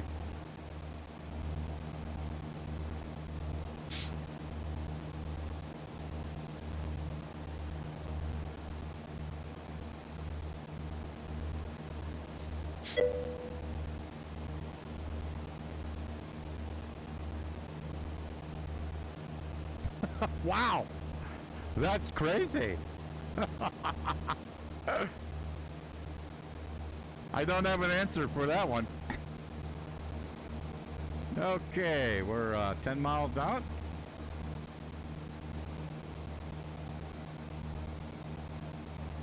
Say weather. Cessna 6 Bravo Golf weather at Kilo Echo Romeo India is clear. Visibility is 10 miles, winds are 050 at 10 knots, cloud coverage is clear. Current altimeter is 3013. Temperature 20°.10. Say active runway. Cessna 6 Bravo Golf arriving and departing runway 06. That's what I would have expected. Alrighty, so if we're gonna be on runway 06,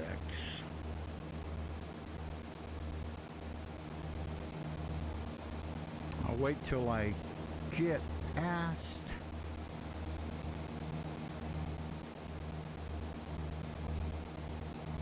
I'll take it off on autopilot.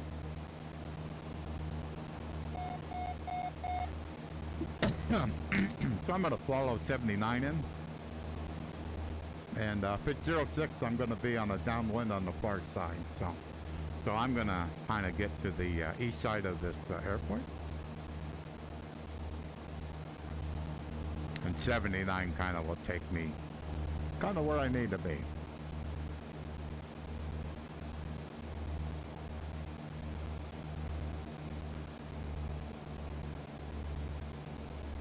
Pull back on the power a little bit, trim the nose up a bit, kind of get rid of some airspeed, so everything doesn't happen so fast.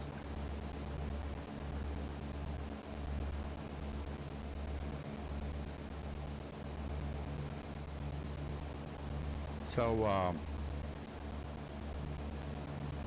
79 is coming up from the south, and 90 is going along the shore a few miles.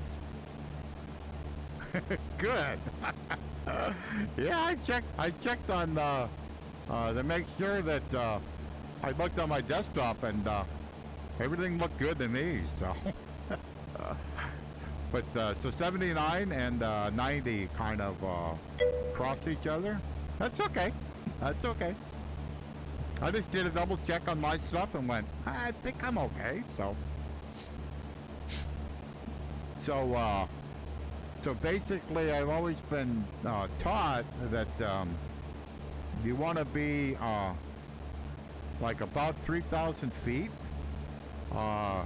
until you cross 79, because on the until you cross 90. On the south side of 90, there's some towers that are tall, really tall TV towers, and so you want to make sure you're clearly above them. So, and I'm trying to look. Yep, that looks like the Cloverleaf. So these are the Cloverleafs of 79 and 90.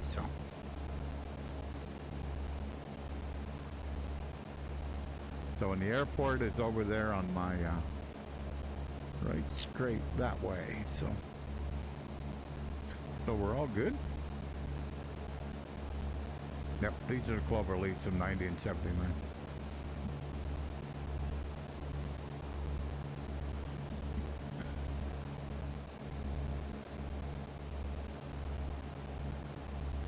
Cessna 6 Bravo Golf inbound to land, runway 06. Cessna 6 Bravo Golf, good afternoon. Altimeter is 3013. Enter pattern on a left downwind for runway 06. Pattern altitude is 1,700 feet. Okay. Call downwind. Enter pattern on a left downwind for runway 06. Pattern altitude 1,700 feet. Cessna 6 Bravo Golf. So left downwind for runway 06 will be along the shorelines of along the shoreline of Lake Erie.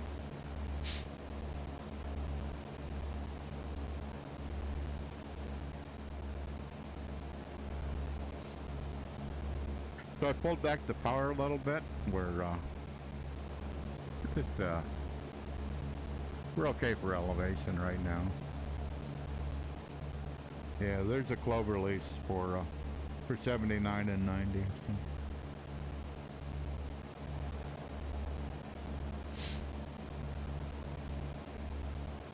Here's one of our many golf courses. On X World, I had to make some changes to to make golf courses show up. So I got a little confused. I was looking over here and I went, because that's how Erie is. Erie has a runway going east and west, and a runway going kind of north and south. And I'm like, well, that can't be the airport because the peninsula points to it. And I'm like, well, that can't be. And I looked over there and went, oh, there it is. Okay. I've did this approach so many times, so in both in a sim and in real life. So I'll pull back power just a little bit more.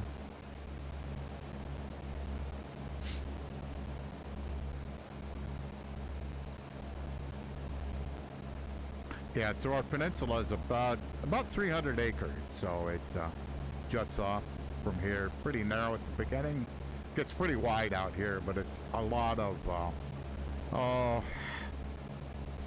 kind of marshy areas and that kind of stuff. But on the lakeside, they have beaches, so that's sand beaches, and then on the inside of it, that's our bay. So it allows people to boat in the bay.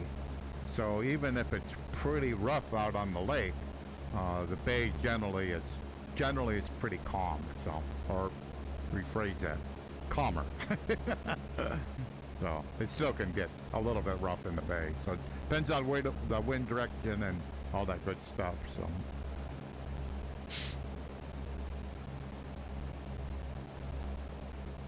But this is a state park. This is Presque Isle State Park.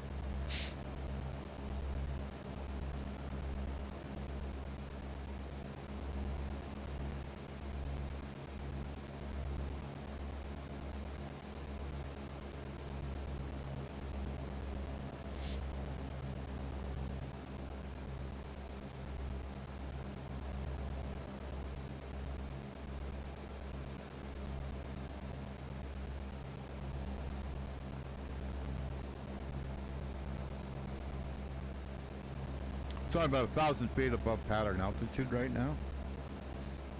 So I probably need to adjust that pretty quick here.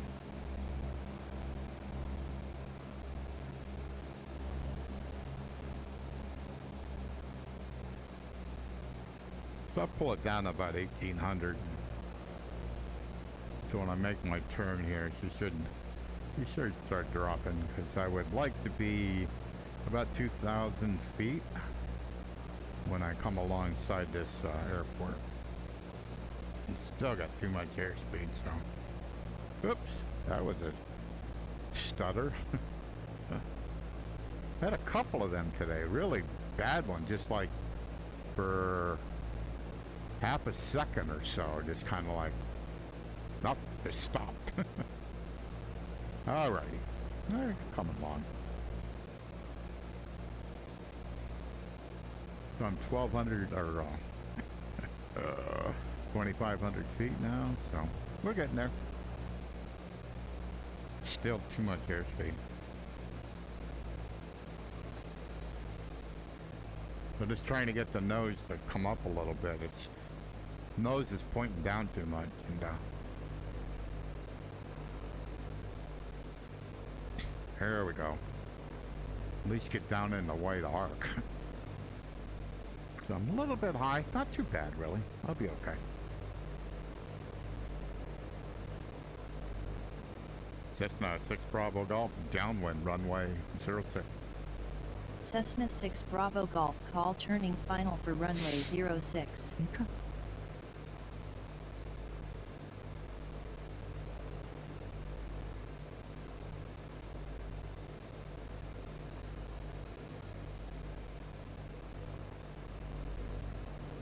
There we go.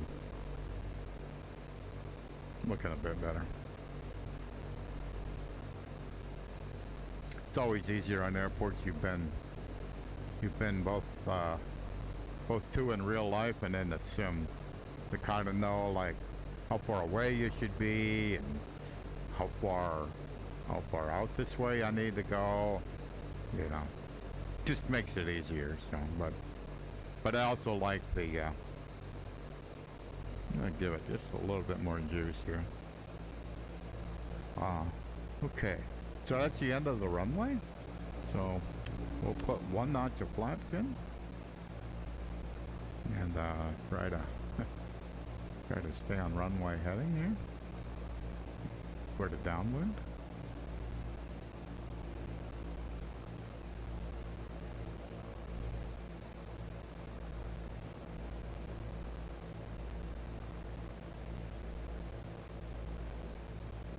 I'm looking at my surroundings. Yeah, we're good. So second notch of flaps. I'm at 1700 RPM. That's probably pretty good right now. So, just let it keep descending.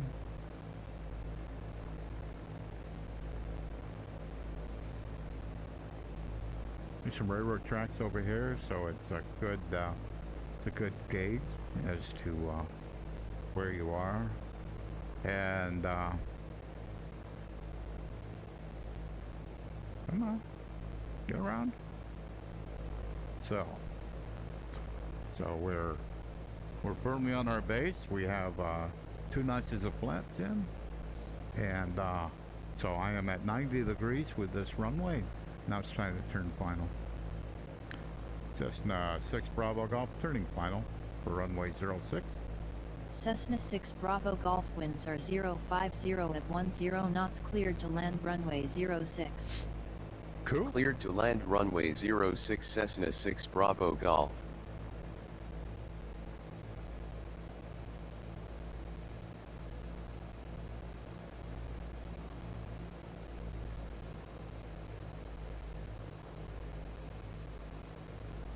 This runway here is about 7,500 feet.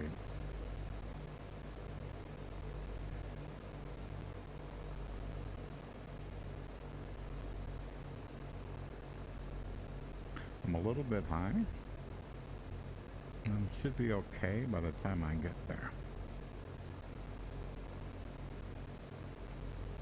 There's a display threshold, quite a big one. Well, I'm at like 75 knots. So, pull all the power out.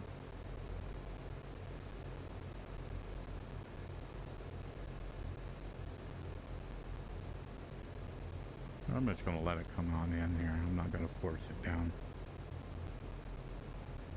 So I'm at 70 knots right now. Power's all the way to idle.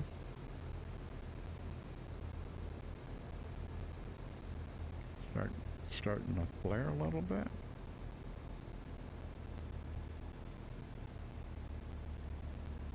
Whoops. Not bad. There we go. I love that industry. Cessna 6 like Bravo that. Golf exit runway when able. Alrighty.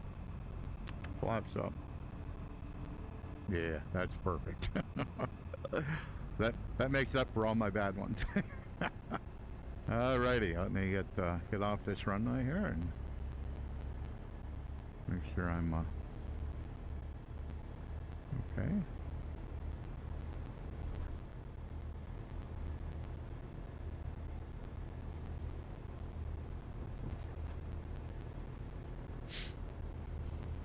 Okay.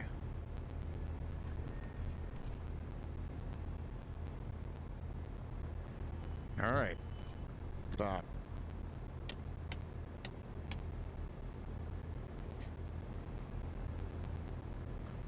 Cessna 6 Bravo Golf, clear of active runway 06. Cessna 6 Bravo Golf, welcome to Erie International Ridge, contact ground on 121.9er. Have a good afternoon. Ground on 121.9er Cessna 6 Bravo Golf.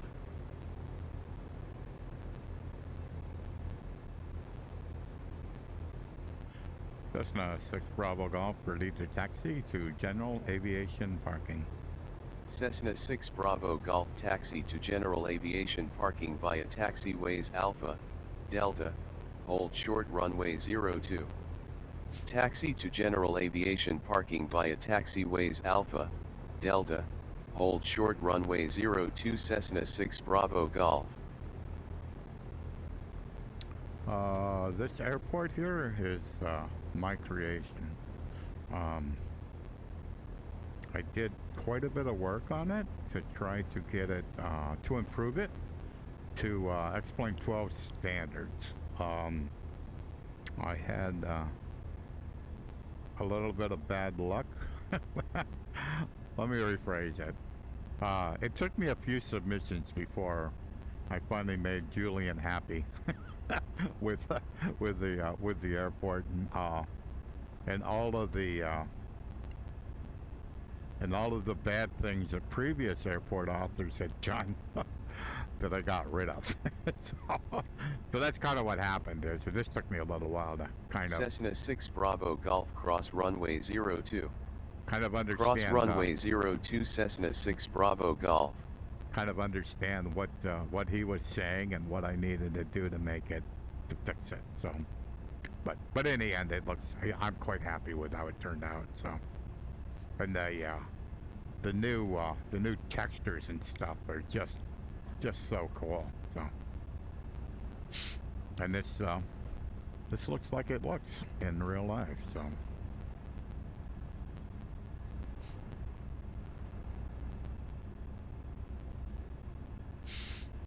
Alrighty.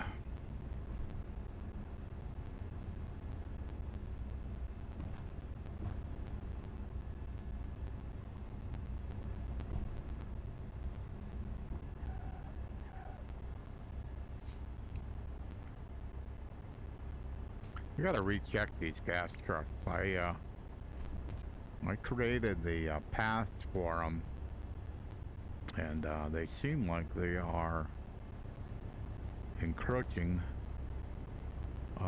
where I didn't think I didn't think there was a path for them, but I don't know.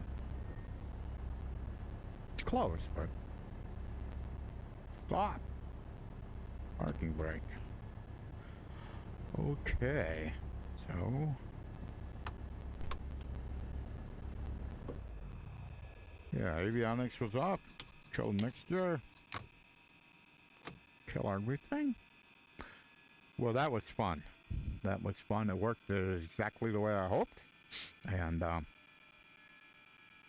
was good. That was good. Ended up with a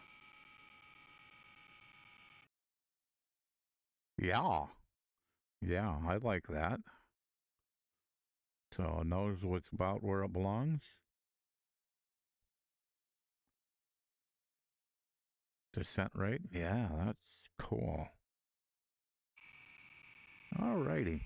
Okay, I'm gonna call it a day, and yeah, everything yeah, really went better than what I thought. Actually better than I hoped, so that's kind of cool. So I'm gonna end the stream. If you enjoyed this content, please click on the follow button, and so when I go live, you'll get a notification that I'm streaming. So one thing I know for sure is when I do get my Beyond, I'll probably be streaming even more, just to kind of show that new headset off, and we'll kind of go from there. So it's been kind of fun because the kind of when I'm going to get my headset, and as far as through my eyes, the improvements of VR in X-Plane are kind of coinciding with me getting a new headset. So that's been kind of slick, you know, that because quite frankly, 06 brought quite a bit of improvements to the VR experience for me through my eyes. So, and my eyes are a physical hardware, a physical yoke, and physical pedals, and VR controllers for all other interactions. So that is precisely how I like to fly in VR in X-Plane, and I would love to do the same thing in Microsoft Flight Simulator if that was possible with improved VR controller support. The way it is right now, it's not fun.